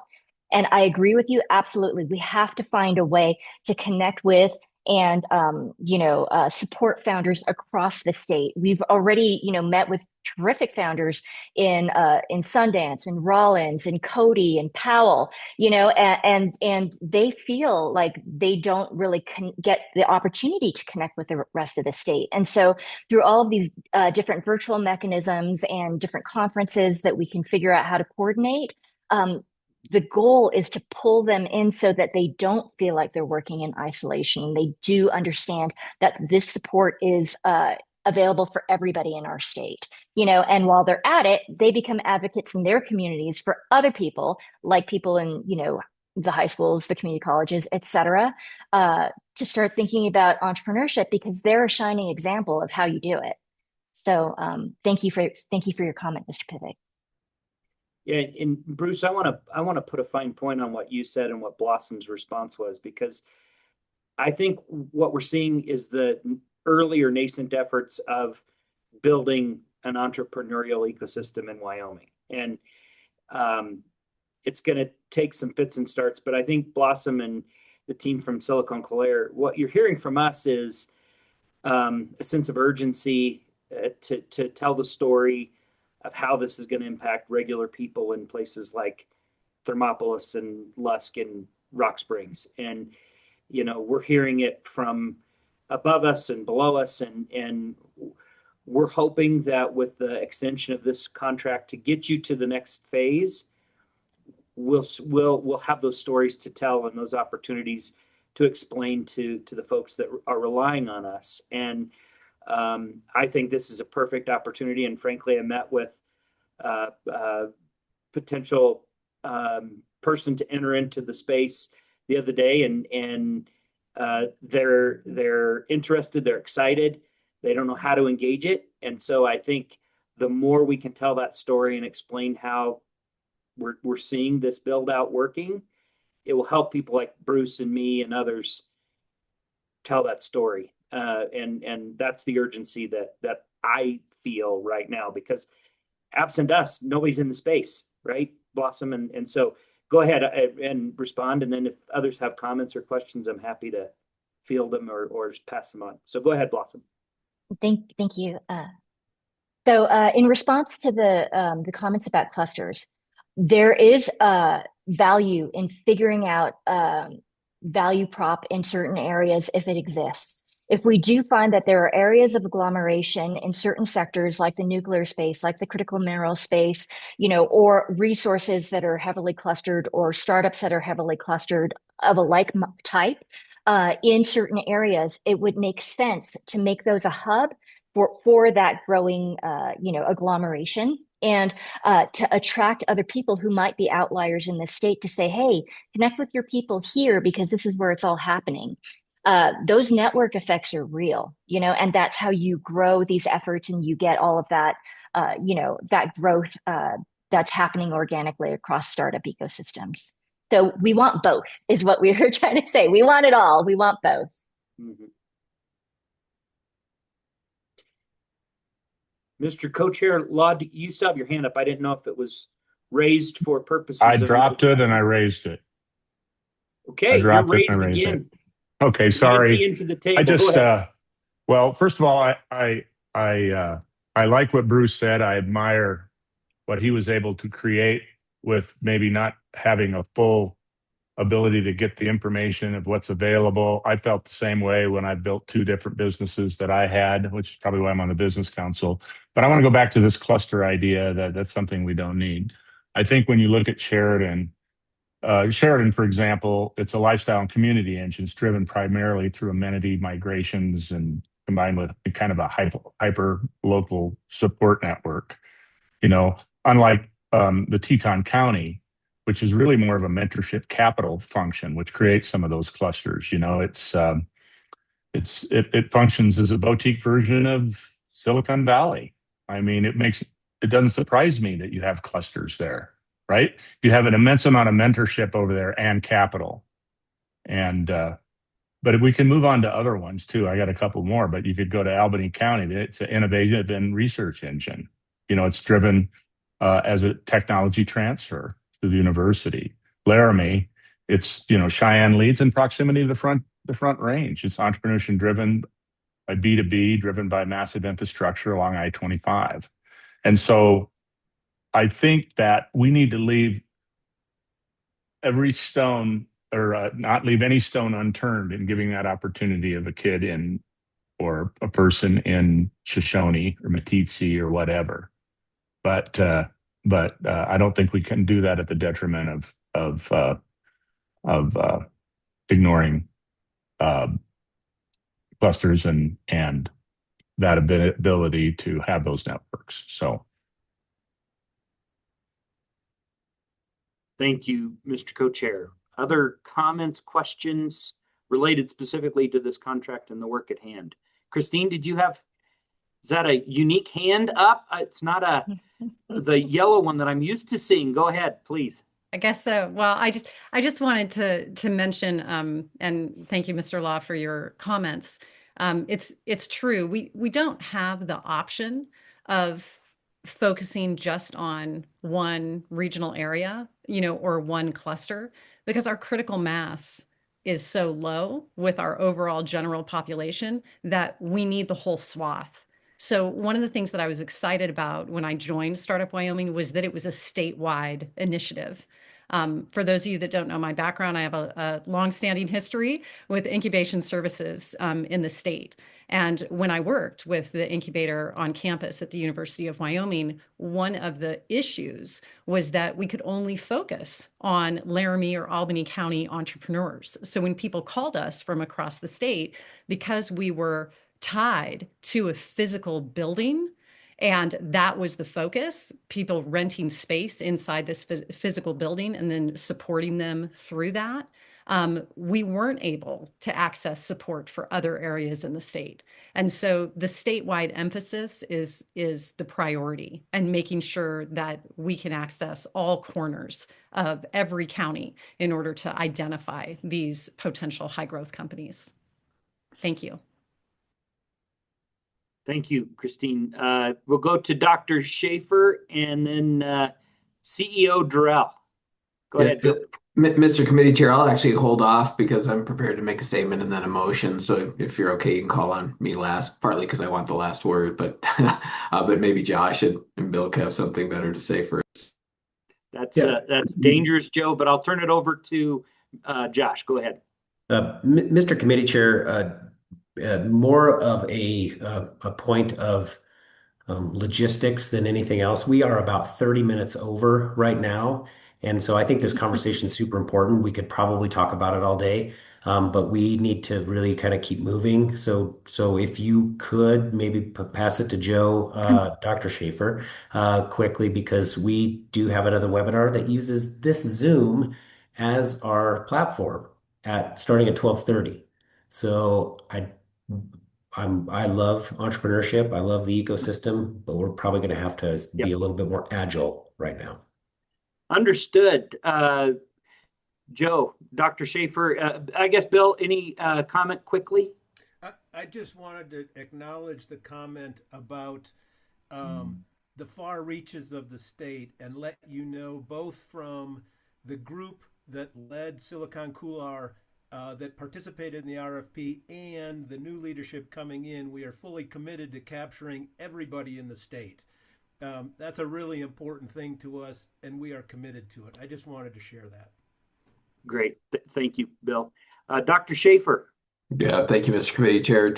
First thing, duly noted, the way to move a board meeting along is to schedule a webinar right at a certain time. So I'm going to do that with my board. Thanks, Josh, for that innovative idea to do that. So, Mr. Committee Chair, just a couple of things, and then I'm happy to make a motion on this contract extension. First, I just want to really call out one of the things that I think Christine and Blossom identified is the fact that in Wyoming, our entrepreneurial efforts have to really focus on two distinct types of enterprises. So those innovation-driven enterprises and then the small to medium enterprises to do that. And I appreciate that we're starting to see where different groups can sort of settle into those lanes. Startup Wyoming, certainly with the IDEs, and then groups there, folks like the Business Studio at LCCC, really focusing on the small to medium enterprises.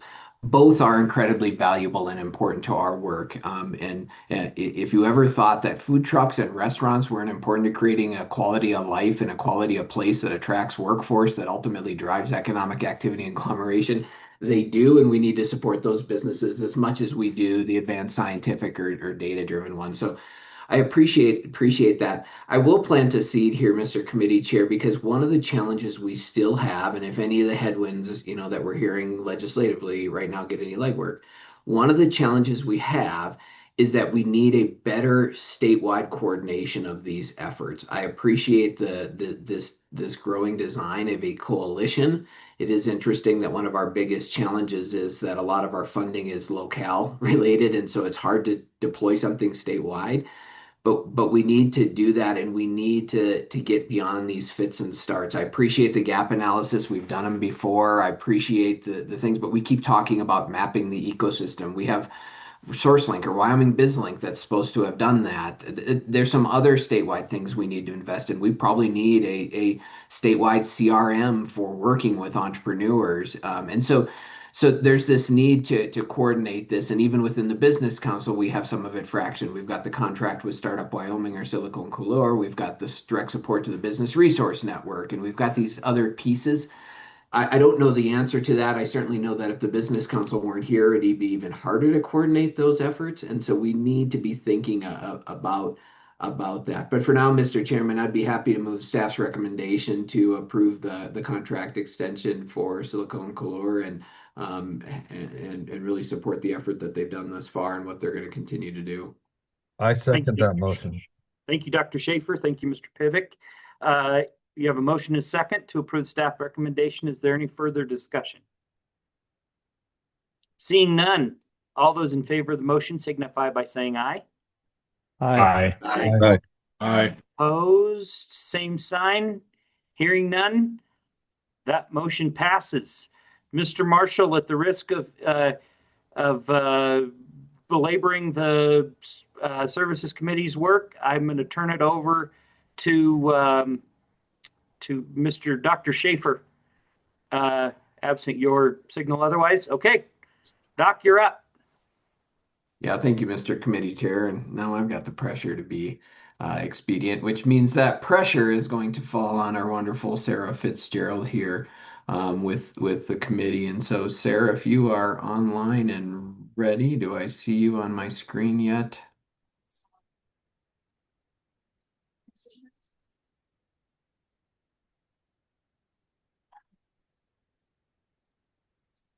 I do not, I don't think.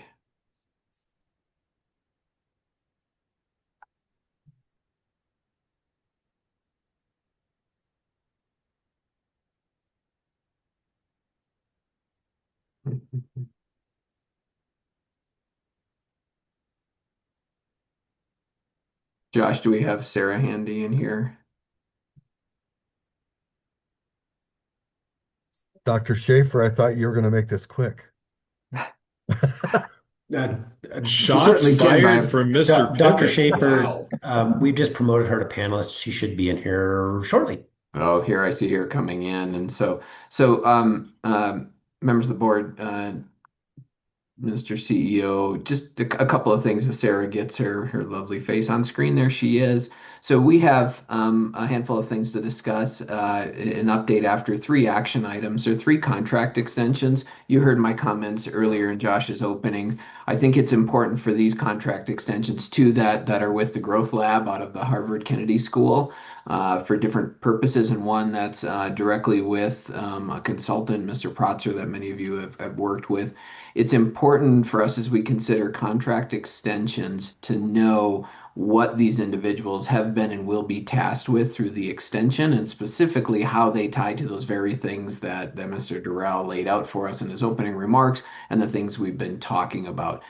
So Sarah, as you work through these contracts, it would be very helpful to say, and by the way, this is what we are telling them to be working on specifically and why. Thank you, Mr. Committee Chair and Mr. Co-Chair. I'm happy to do that, Dr. Schaefer, and prepared to do so as well. I'm going to go ahead and share my screen and share some slides with you all today. In the spirit of making it to our webinar, can you guys see that strategy committee update slide there? Okay, great. In the spirit of making it to our webinar here today, I'm actually going to flip the order of this, and we can potentially even just talk about contract extensions today, just depending on where we are with time at the end of that section and how much discussion there is today, if that's okay with you, Mr. Committee Chair. Okay, cool. Okay. All right. Well, I will just jump down to that. And so, yeah, great, wonderful questions and wonderful points about the really what we call them as strategic services, the key contractors that we work with to help us do our job of reversing the economic decline in Wyoming.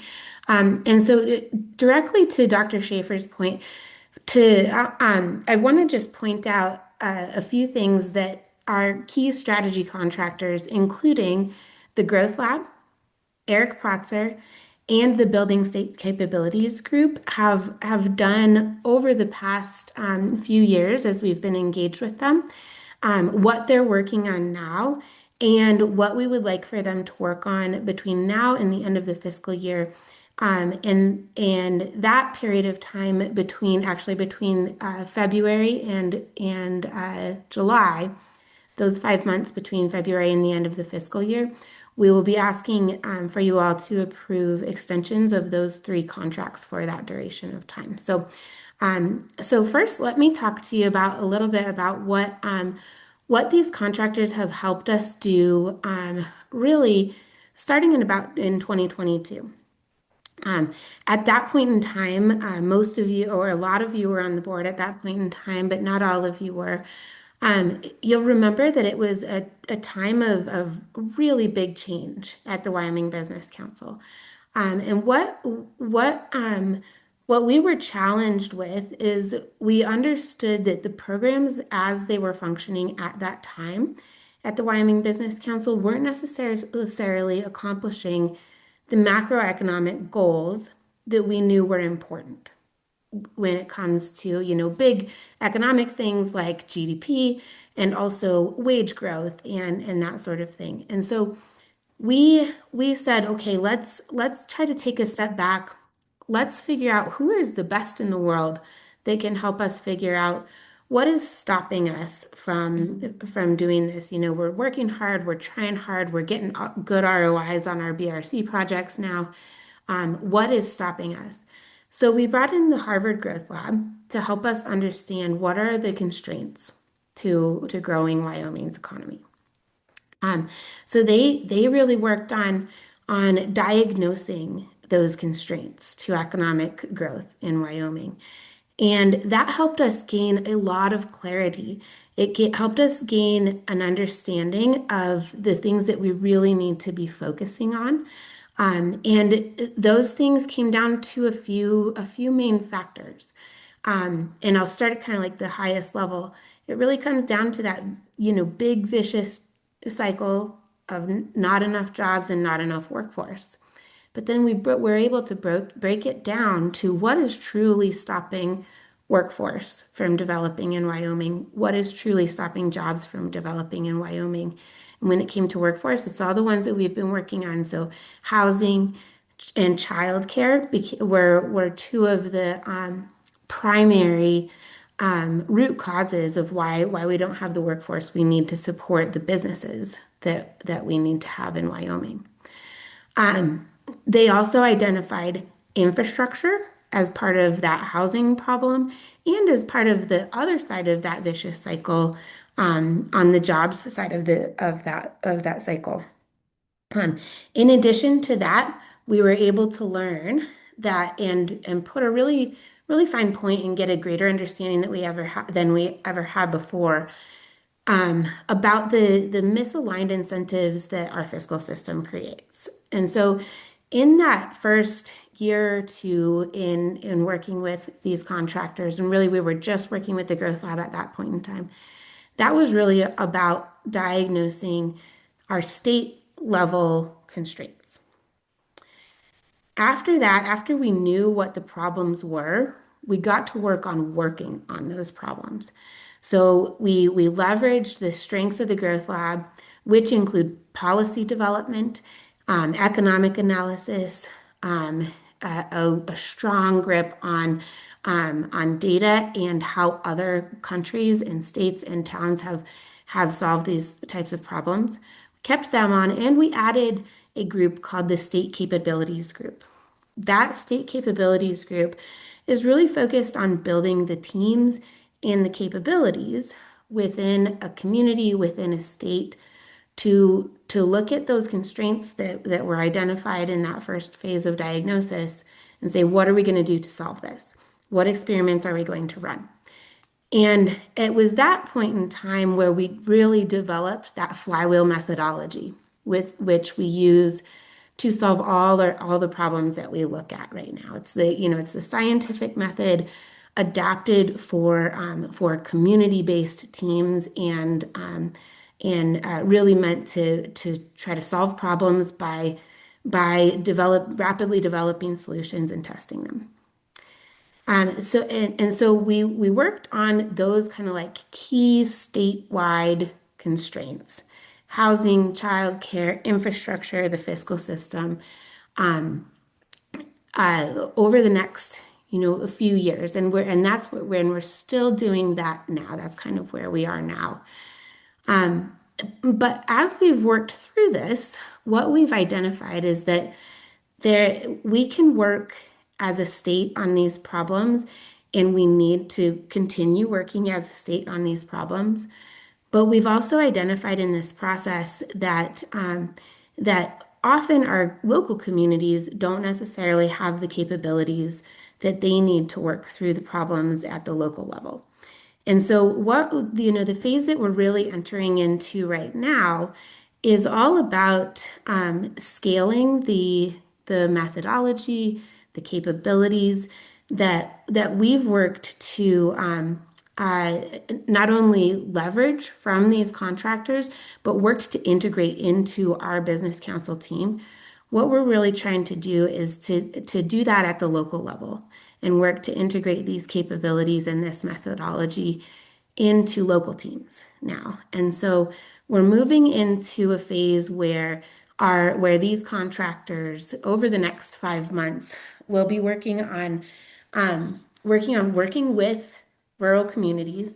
We've started a little bit of that work over the past really 6 months since the summer, but working more with rural communities on understanding what their key constraints are and equipping those communities to address those constraints. And we're also working with this team on integrating the methodologies that we've been using at a state level into our BRC applications, so that at a local level, when a community is applying for BRC dollars, they're working through what are the constraints to growth in my community? What are the barriers to growth in my community? How might those barriers to growth, how might we overcome those barriers to growth? And then finally, how might BRC be used to do that? So we're working on integrating our programs with this methodology at the local level through that. And then in addition to that, over the next 5 months, specifically with the Building State Capabilities Group, what they are focused on doing is bringing locally based teams of folks from unique municipalities. Will probably be 4 or 5 teams from 4 or 5 different municipalities or counties coming together, all to work on the problem of their fiscal system at the local level from the local perspective. Just understanding that we can look at that from the state perspective, but really the people who feel the problem and can do something about it are in those local communities. And so empowering those folks to work together to solve those problems by bringing them the services of analytics, understanding, and teamwork development. Before I move on, any questions on that sort of that outline of kind of where we've been, where we are right now, and where we're heading with this group of contractors? Comments or questions for Ms. Fitzgerald?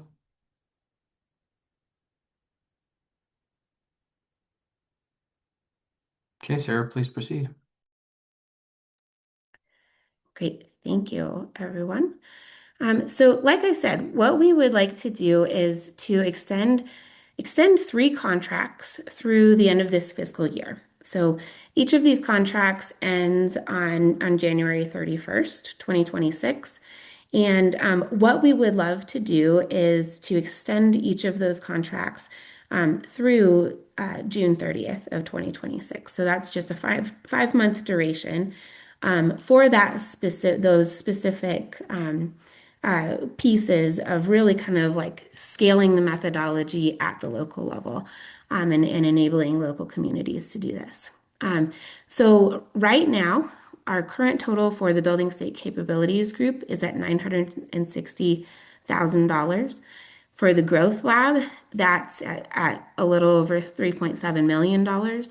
Eric Pratzer, we have been contracting, we will have been contracting with him for 1 year at the end of January.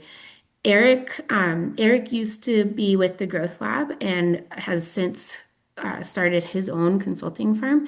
And so that's a separate contract, but really all of these contractors work seamlessly with each other and with our in-house team. What we are requesting today is 5-month extensions for each of those contracts. So that would be $200,000 for the Building State Capabilities Group, which would then be a total of about $1.1 million. $160,000 and $273 for the Growth Lab, equaling $3.9 million at the end of June. And then a $41,000 extension for 5 months for Eric. And that would equal $141,076 at the end of June. Altogether, that's $5.2 million for this group of contractors. So so our ask for the board today and Mr. Committee Chair is for your approval of those contracts. Of those extensions, sorry. Thank you, Sarah. Before we work through and ask for motions on these three, any comments or questions in general? I know some of you have reached out and said that there were questions about the specific work and the impact and what we would get out of the extension. So any comments or questions?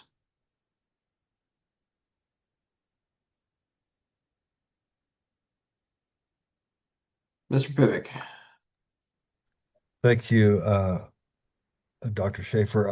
I guess my question is there a time frame when we have to extend or make these funds available? Or, I mean, all our contracts and everything up at the end of December, I guess. If I missed that, I'm sorry. Sarah? No problem, Mr. Committee Chair and Mr. Pivik. Yeah, all of these contracts expire at the end of January, actually. So what we're asking for is an extension that would go from February 1st through June 30th of 2026. Thank you, Mr. Pivik and Sarah. And just for clarity then, so if we were to delay this decision until our February meeting, we would actually have a gap in the service and probably have to go through the gyrations of trying to reactivate a terminated contract. Is that a fair statement, Sarah? Yeah, Mr. Committee Chair, that is correct. Yep. Mr. Lance, please. Dr. Schaefer, Sarah, can you give me a sort of picture as to the future of these contracts? I mean, I don't want to get too far ahead of ourselves, but getting to June, what does the future look like for this effort with Harvard and the contractors that are mentioned, and just curious as to how this plays out over the long haul. Yeah, Mr. Committee Chair and Mr. Lance, excellent question. We see value beyond June 30th for these contracts, just because we believe that the work at the local level there's just so much left to be done there, to be able to enable our local partners to do what they need to do, to use this methodology to benefit from the analytics that we're able to provide here. And so we do see value beyond June 30th. However, we want to make sure that our funds are available at that point in time.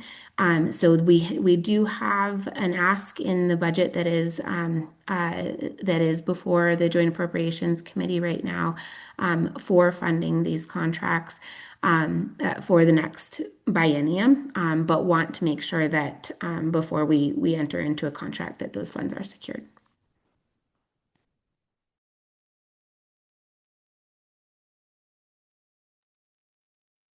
Thank you, Mr. Lance.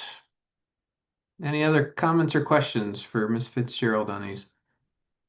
Seeing none, we'll work through them. So the first one that we have up is a contract extension for Harvard Growth Lab. You have staff's recommendation to extend this through the end of the year. What's your pleasure? End of the fiscal year, sorry.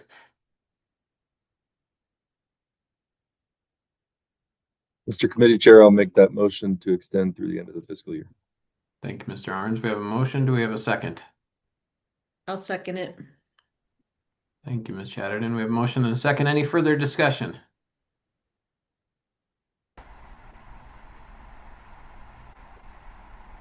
Hearing none, all those in favor say aye. Aye. Aye. Aye. All those opposed, same sign. Motion carries. Thank you. So our second one is a contract amendment, Amendment 2 with for the building state capabilities, again with the Harvard Kennedy School. You have staff's recommendation to amend that contract and extend it. What's your pleasure?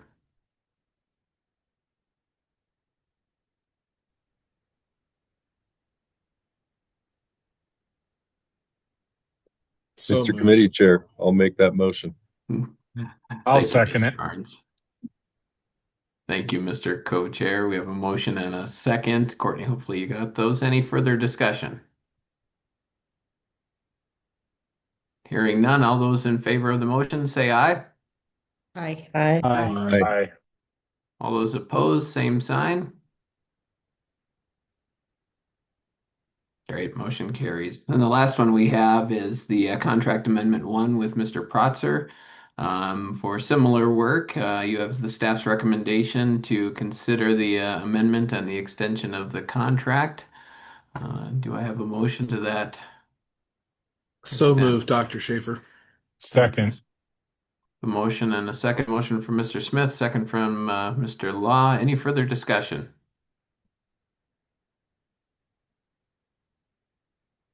Hearing none, all those in favor of the motion say aye. Aye. Aye. Aye. All those opposed, same sign. Motion carries. Sarah, Josh, I'll look to you to see whether you want to spend any more time and go kind of back in the order and give any other updates, or just move on with our agenda. Yeah, Mr. Committee Chair, I think we'll try to just move on with the agenda with one little note. Our annual report will be coming out shortly. It is published, and it will be hitting your mailboxes soon. It's on our website already. I think we might be able to I'll drop a link in there after we get off, but that annual report is coming up. So look in your physical mailboxes soon for that, and we'll be promoting that out. So yeah, in the interest of time, Dr. Schaefer, unless you had anything that you think we should cover with the board today, I think we'll go ahead and skip the updates that we had planned. Yeah, thank you, Sarah. And not necessarily, but you have the materials and the updates. If you get a chance, I would encourage you to read through those. The other thing that I would just encourage you to do is consider what's in the strategy committee scope and what work is there specifically as it pertains to some of the big swings and the requests to the appropriations committee and the legislature. My guess is once we see how the JAC marks up the budget and when we meet in February, I would suggest, Mr. Co-Chair, that we spend a little bit more time digging into the strategy updates, especially around Wyoming Labs and maybe some of these the work associated with these contract extensions.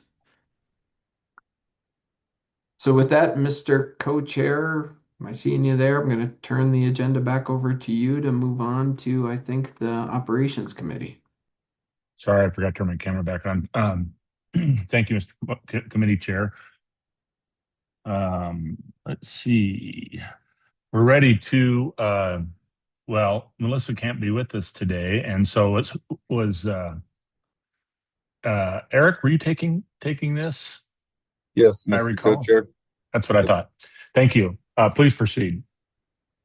Okay, thank you, Mr. Co-Chair. The Operations Committee has 2 items up for the board's consideration this morning, and the first one would be the financial report. So Lindsay, if you're If you're in the room, I'll turn it over to you. Thank you, Ms. Orr. Great, thank you so much. Share my screen.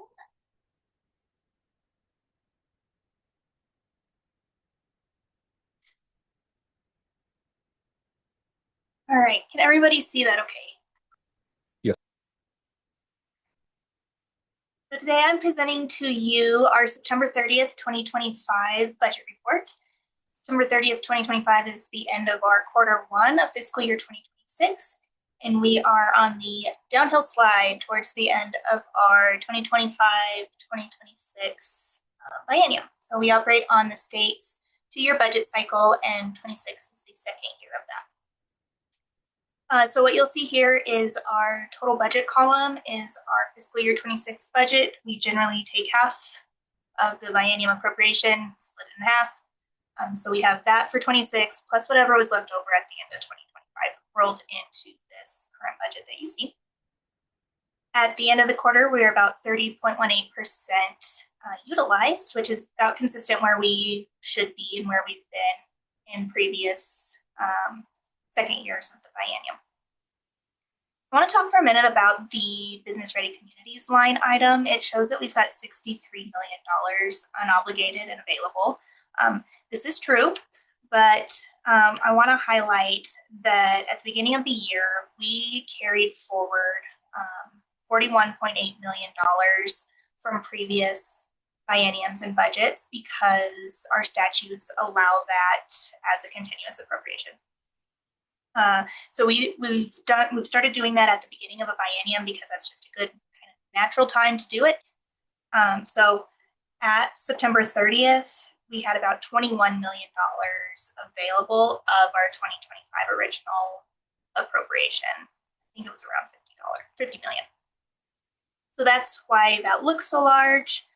We do consider the expenditures and encumbrances to go first towards the current budget period and then carry over.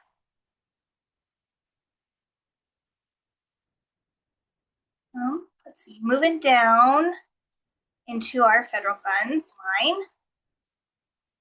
line. The YBC program and the BEAD program are our primary federal programs that are running right now. They're the largest kind of productions that we've got going on. The budget you see for YBC is for admin money for expenses to operate the program. The $22 million in available cash, that was as of September 30th.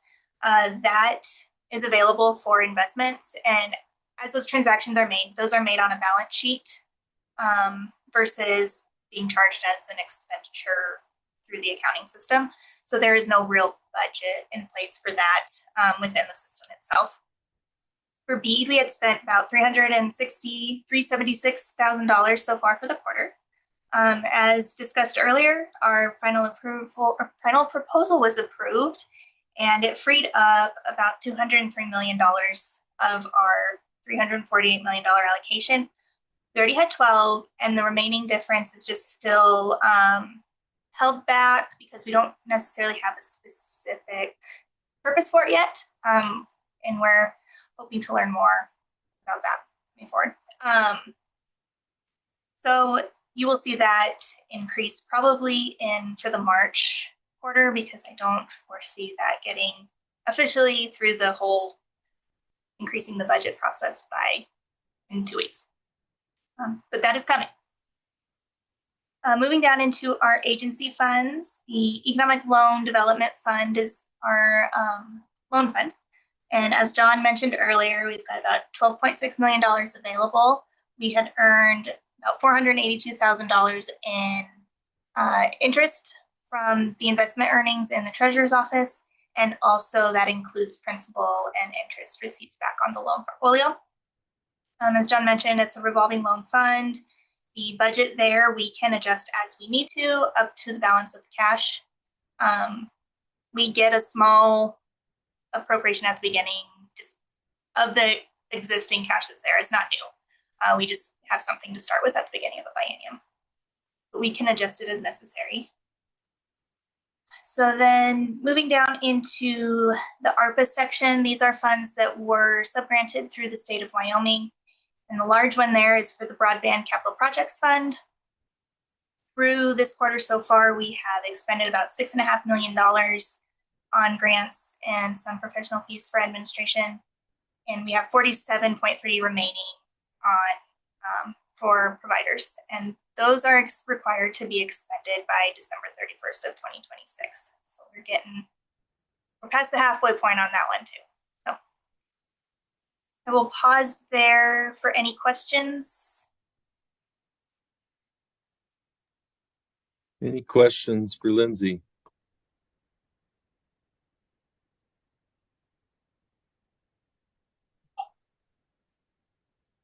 Not seeing any hands up. I'm sorry? Eric, Not I seeing any think hands up. there's a question in the chat from Mr. Pivik. Oh, thank you, Derek. Again, I'm being probably not asking the right questions, but thank you for a second here. So since we're asking for $100 million we'd like $100 million, obviously from the legislators, and we get 50, I'm worried that if we show large amounts of carryover or accrual, that the legislators will take money away from us.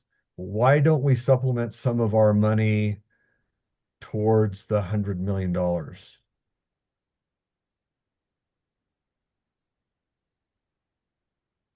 Pivik, Josh, you have your hand up. Is that one you wanted to grab? Or do you want me to? Yeah, Mr. Committee Chair, if you might, I might answer that from Mr. Pivik. So a few things to remember here. So we requested our budget request that the joint appropriations saw did have about $111 million in it. What was forwarded to them from the governor was a budget of $55 million for the biennium. So that $50 million got cut out of broadband. That doesn't exist now in JAC's budget unless they want to bring it back. So we're actually working with $16 million toward business-ready communities in the coming biennium. Okay. The money that we have left over in business-ready communities has to be used in business-ready communities program. It cannot be used in anything else, and it can be used according to the statute for business-ready communities, which, as Lindsay mentioned, is a continuous appropriation. That means that we can keep it from one biennium to the next.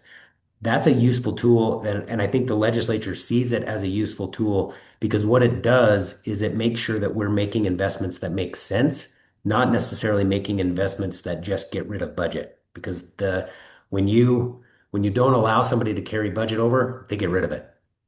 And so they actually see it, the ones that we've talked with don't see it as a negative. They see it as a positive, which allows us to make sure that we have money to invest in those programs.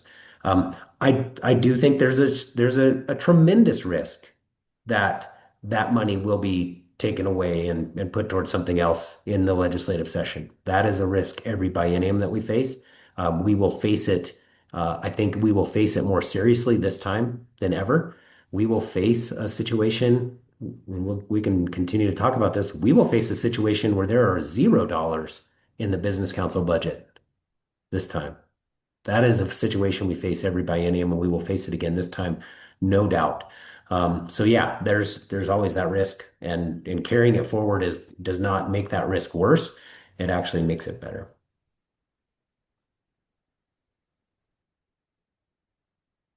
Yep, thanks, Josh. One thing I don't think I mentioned that might help too is the business ready communities and that broadband administration line are the only things that don't carry forward at the end of the biennium.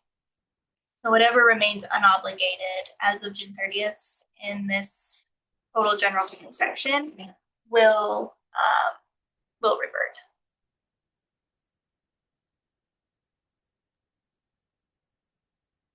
Great. Thank you, Lindsay. Are there any other questions before she rolls on here? Okay, please proceed. Thank you. I want to highlight this budgeted expenditures by expenditure type, a little bit of a tongue twister, pie chart here. This shows what kind of expenditures, how we spend our $146 million budget that you saw up above. You can see we've got about 84% going towards grants and loans. So 84% of the 146 is for grants and loans, leaving everything else to some of it's overhead, not much of it is, but most of it is getting money out into the state, whether that's communities, loans, whatever. As of September 30th, our loan portfolio balance was about $22.2 million, and that includes the economic development loan funds and also the BRC loans.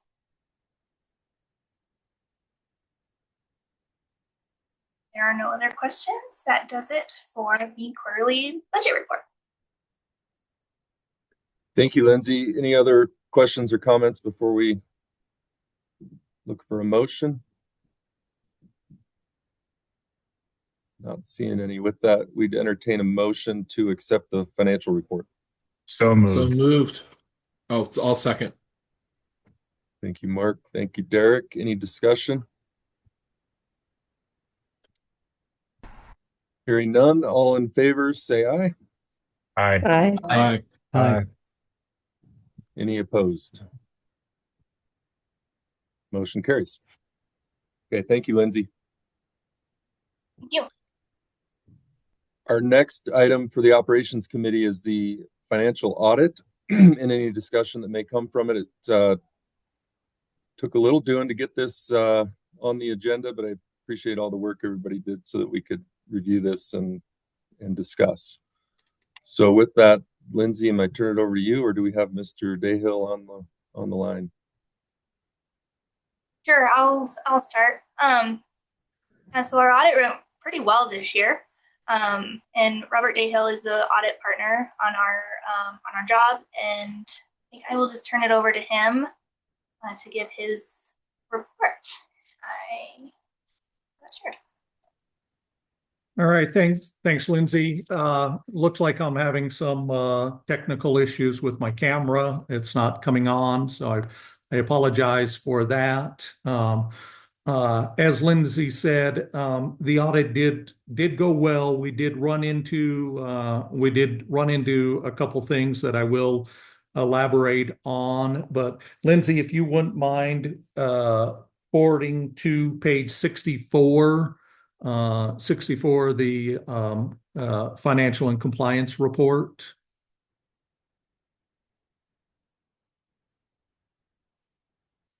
There we go. That's the one.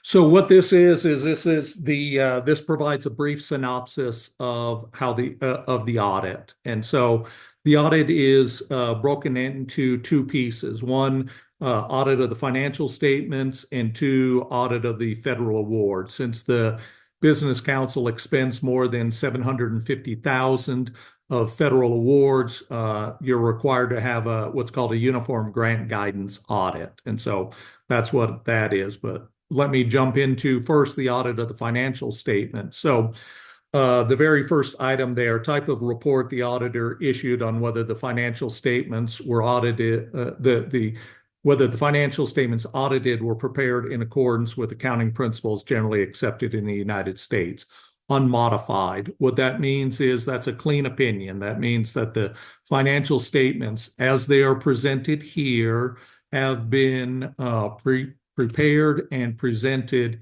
in accordance with generally accepted accounting principles, as well as the standards required by the Governmental Accounting Standards Board.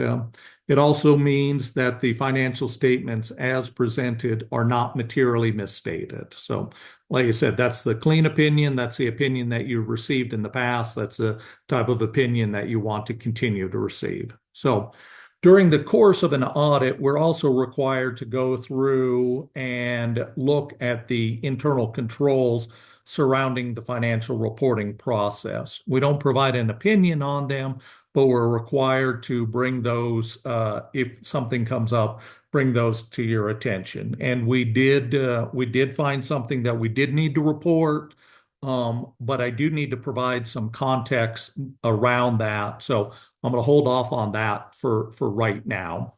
The other piece that we do is while we're performing the audit, we do need to look for and see if we become aware of any instances of non-compliance with laws, regulations, things like that. And during the course of the financial audit, we did not come across anything that would indicate that there was non-compliance with laws and regulations. So that's the financial piece.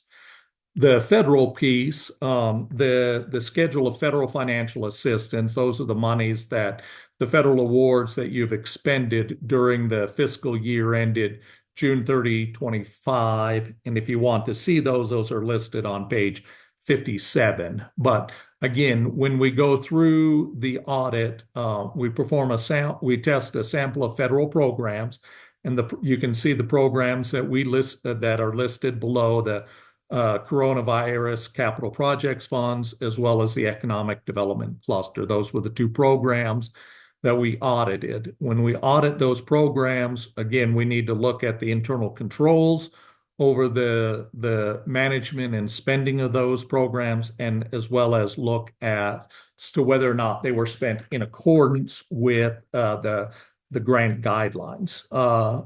And in this case, there were no issues surrounding the internal controls of the federal programs, nor did we come across any issues or findings that they weren't being managed in accordance with the federal guidelines. So we've issued what we consider to be an unmodified opinion or a clean opinion on that. So that's the audits in a nutshell. But Lindsay, if you want to then move on to the next page. This is the write-up of the finding that we did come across, and like I said, I do want to provide some context around this. So during the audit, we did have to make two adjustments. There was one related to the pandemic relief fund, and the other one was within the general fund. The item related to the pandemic relief fund, this was the same issue that got reported in the prior year. And unfortunately, it resurfaced again this year, but maybe some further context around that one. This program is the monies are subgranted out, awarded to internet service providers within the state. They then sign a contract and go through, and they then start spending those monies. And then as certain milestones are achieved, then they can go through and request reimbursement from the Business Council. The problem that's run into here that's caused this issue to pop up the last 2 years is the Business Council is dependent upon the internet service providers to submit their requests for reimbursement.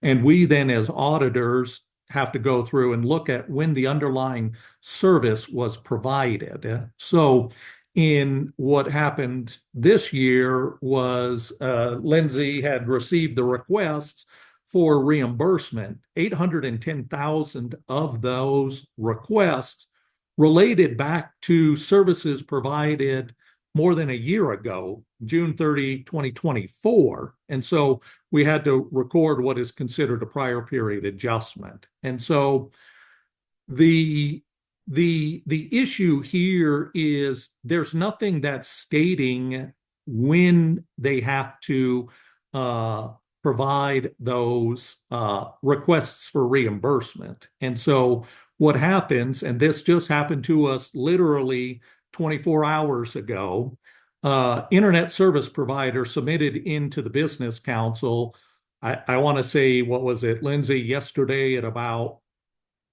1:30, 2:30, a request for $900,000. Since we hadn't issued the financial statements, we're required to go through and reflect those in the get those in the financial statement. So we had to go through and make not just a last minute change, a last second change to this report, because we were made aware of those. And so this really isn't, this issue is, yes, an audit adjustment needed to be made, but it's an issue that not only is the business council being affected by, which then affects the state report, because the business council is a component unit of the state, which then holds up the state on issuing their report, but other entities within the state. I know the Wyoming Energy Authority ran into the exact same issue here, that one of their subgrantees had submitted late requests for reimbursement. So it really comes down to nothing that it was an issue or problem that Lindsay and the grants team had issue with. It was issue with the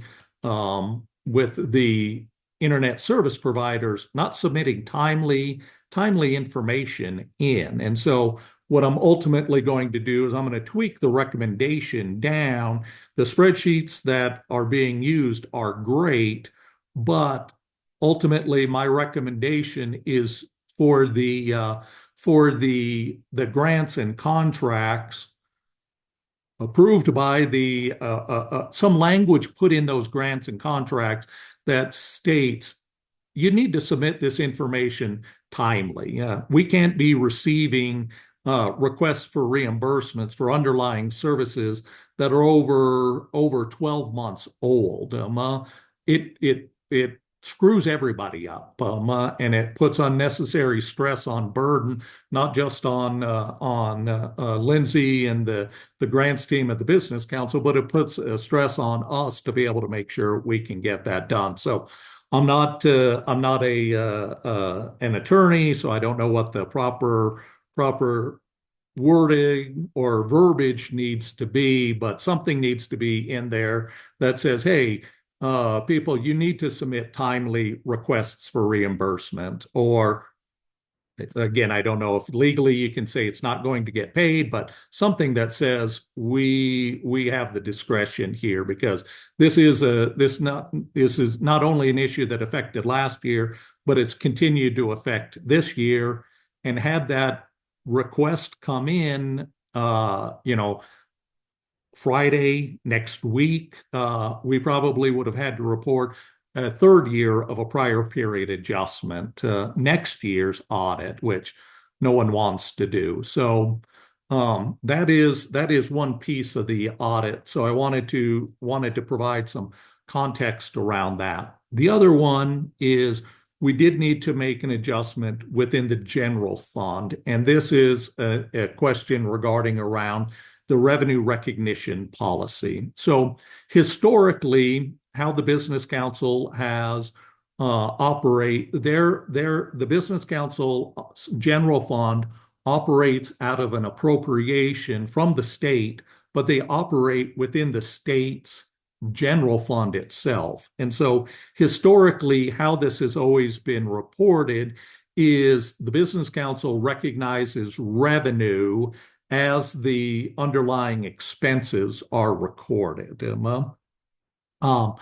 And in years past, there's never really been a significant difference. This year, what we found was the Governmental Accounting Standards Board statement number 33, which talks about revenue recognition for non-exchange transactions, which an appropriation is. They go through and say, if there are no underlying purpose-driven restrictions, you're allowed to recognize 50% of the revenue, 50% of the appropriation on day one, and then the following year, you can recognize the remaining 50%. So excluding the investment ready appropriation, that is purpose driven. Those monies have to be approved by SLIB, and so there's purpose driven restrictions on those. So the Business Council will continue to recognize that as expenditures have occurred. But for the remaining appropriation, you're allowed to recognize 50% of that revenue on day one. Historically, the difference between the revenue and the expense hasn't been significantly different. This year it was. And so we needed to go through and we did dig deeper into it and recognize additional deposits with the state treasurer, additional revenue from primary government, and then there was a portion of it that related to carryover from the prior year. So we were saying that really $2.2 million should have been recognized in the prior year, but we're pushing, and so we needed to make that prior period adjustment. So again, nothing that I would find that it was a systemic issue or problem with the general day-to-day accounting done by Lindsay and the rest of the business council and her team, but just something kind of new that popped up this year. And we've kind of gone through and worked through that with Lindsay to know what to look for moving forward. Next year will be the end of the biennium, and so things will kind of more get back to kind of more normal cash balances, things like that. But as you look at the report, you will see a higher cash balance than normally what you've typically seen and a higher revenue from primary government. But again, like I said, I did want to provide some context behind that. There is kind of different accounting within the governmental world when it comes to appropriations. So let me hold off on going any further and just throw that out there if anyone does have any questions on that.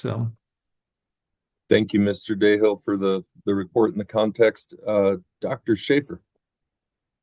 Yeah, thank you, Mr. Arns. Maybe just a question for Josh. I mean, when you hear extreme frustration in the voice of an accountant regarding the late requests and the adjustments, then you know something's not right. And it seems like this issue with the broadband contracts tends to perpetuate itself.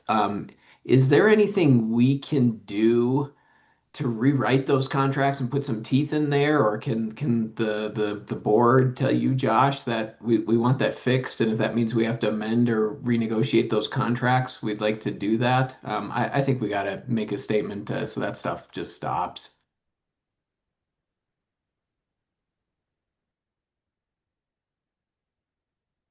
Josh, go ahead. Mr. Committee Chair and Dr. Schaefer, consider what you just said, that request. I would love to do that. I think that it's definitely time, and when it happens once, you sort of say, okay, well, it happens. But when it continues to happen like this, I think that the agreement is an excellent place to begin to change that, and we will work to amend that. We'll work with our representatives in the Attorney General's office and with our ISPs to get that done, because I think you're absolutely right. And Mr. Dayhill and Lindsay have been working with this for a while, and it doesn't cause anybody any happiness. So, and it's definitely not good for the ISP either. If you think about it, there's no sense in having that cash be held by us. They should be, if they're putting stuff in the ground and doing work, they should get paid for it. So we might as well make it easy on everybody, and that's what the agreement's for. So thank you. I appreciate that. We'll do it. Thank you for that. Makes perfect sense. Mr. Dayhill, anything further? No, I would say, other than that, I mean, the audit went well, and normally we're having this meeting in January or sometimes even February. It's been a while since we've had this meeting in December. And so, that is a reflection of the fact that the outside of this issue with the broadband contracts, things were ready for us to audit. The audit went well. It was just these kind of last second issues that kind of popped up. And so overall things, things went well. We didn't have any issues or problems in dealing with Lindsay and the rest of the finance department. So it went well. I won't go through the numbers in the financial statements. You can go through and see that the management discussion and analysis does do a a good job of talking about some of the changes from this year to last year. I just though do want to bring to your attention two items. So one of the things, one of the grants that was received in the prior year allows for investments out. That is the money that's in the it's drawing a blank right now. In the Wyoming Venture Capital Fund. And so what ultimately, Lindsay, if you jump back to page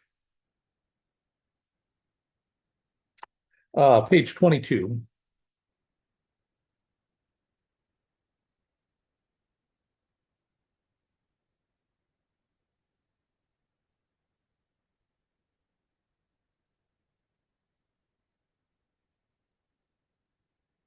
There we go. The section right there talking about public purpose assets direct and the fund investments. So through the monies that the business council has received through the venture capital grant, the business council is going out and making investments, some directly in businesses within the state. They're actually taking ownership, less than 50% ownership in it. Also owning stock in that. That's the public purpose direct. And at the end of June 30, 25, there was just short of $16 million in investments related to that. There's also monies, and that's the next one, fund investment, where the balance in that is $940,000. And that's monies that are being invested into a pool, which then goes out and supports Wyoming businesses. These are unlike your traditional investments that are buying stock of IBM or Apple or putting it in treasury bonds or things like that. These are public purpose investments. So what's happening here is they're not being adjusted to fair market value because you just don't know what you don't know what the fair market value is. And the intent of this isn't to make a rate of return to achieve a certain level of rate of return. You ultimately want to get that, but the purpose of it is to support local business within the state of Wyoming. So I just wanted to provide a little context around that. And that balance continues to grow. Last year was the first year that those monies were made available and started to invest. So fiscal year 25 was the first full year of that program, and will hopefully will grow and hopefully continue to prosper. But I did want to let you know that those are a little bit unique than everything else. So other than that, I don't have anything else to add unless anyone has any questions that'd like to be brought up. Okay, thank you, sir. Any other questions or comments from the board regarding the audit? Mr. Smith. Mr. Just a Committee quick- Chair, I'd move acceptance of the audit report. Okay, we have a first. Second. I'll second. And a second. Is there any discussion? I'll just insert my comment. It's not much of a discussion. Just want to commend the efforts of Ms. Orr and Mr. Dayhill, because in the entirety of the term of my board, this is by far the soonest that we've seen this audit come through. I also, Mr. Dayhill, appreciate your candor and openness with the board around what you found and how we can take actions to improve that. So thank you to Ms. Orr and thank you to Mr. Dayhill for your efforts. Thank you. Well said. Any other discussion? Hearing none. All in favor signify by saying aye. Aye. Aye. Aye. Any opposed? Motion carries. Okay, thank you both. And with that, Mr. Co-Chair, I'll turn it back over to you. Great. Thank you, everyone. Okay, thank you very much. As we, I'll wrap up here with the last item on the particular specific board as we wind down the board meeting and wind up the Building Wyoming's Future webinar. Well, first of all, thanks for everybody coming and making good contributions. I think we had good discussion. I do have a nomination committee almost formed. Mr. Ahrens is going to be the chair. Beth Warden has offered her assistance, and I'm still waiting to contact one other person. So film at 11. And so prior to signing off, I'm just going to leave you with just kind of my thoughts as what the situation we're in right now. But we all know that the stakes in the legislature are high right now. We're seeing attacks based on outdated history that's really irrelevant to the performance of the current board and staff. We're seeing attacks based on an unwillingness to accept the Wyoming economic truth. Yeah, and to the critics who think that can cut us down elevates them, you're mistaken. And to the team that we've heard from, I would just say, don't let the politics distract you. You're doing good work. You're hitting the marks. You know, we're going to fight to ensure the truth of this team wins out over the ghosts of the past. Lastly, I'll leave you. Let's see. No, that doesn't come in very good.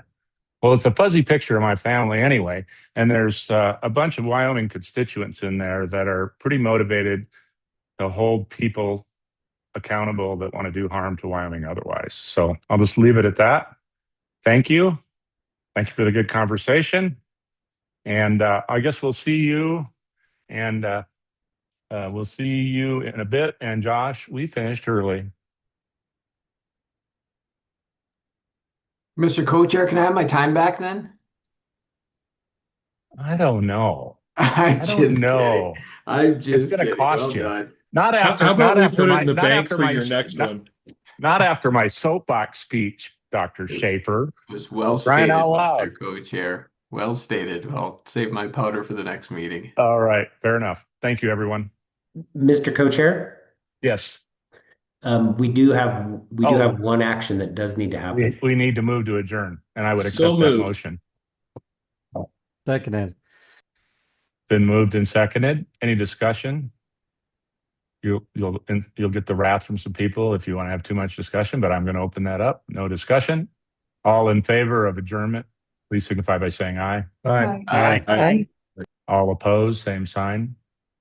Motion passes. Meeting adjourned. Thank you all so much. Thank y'all. Thank you, everyone. Happy holidays. Great job. Thank you.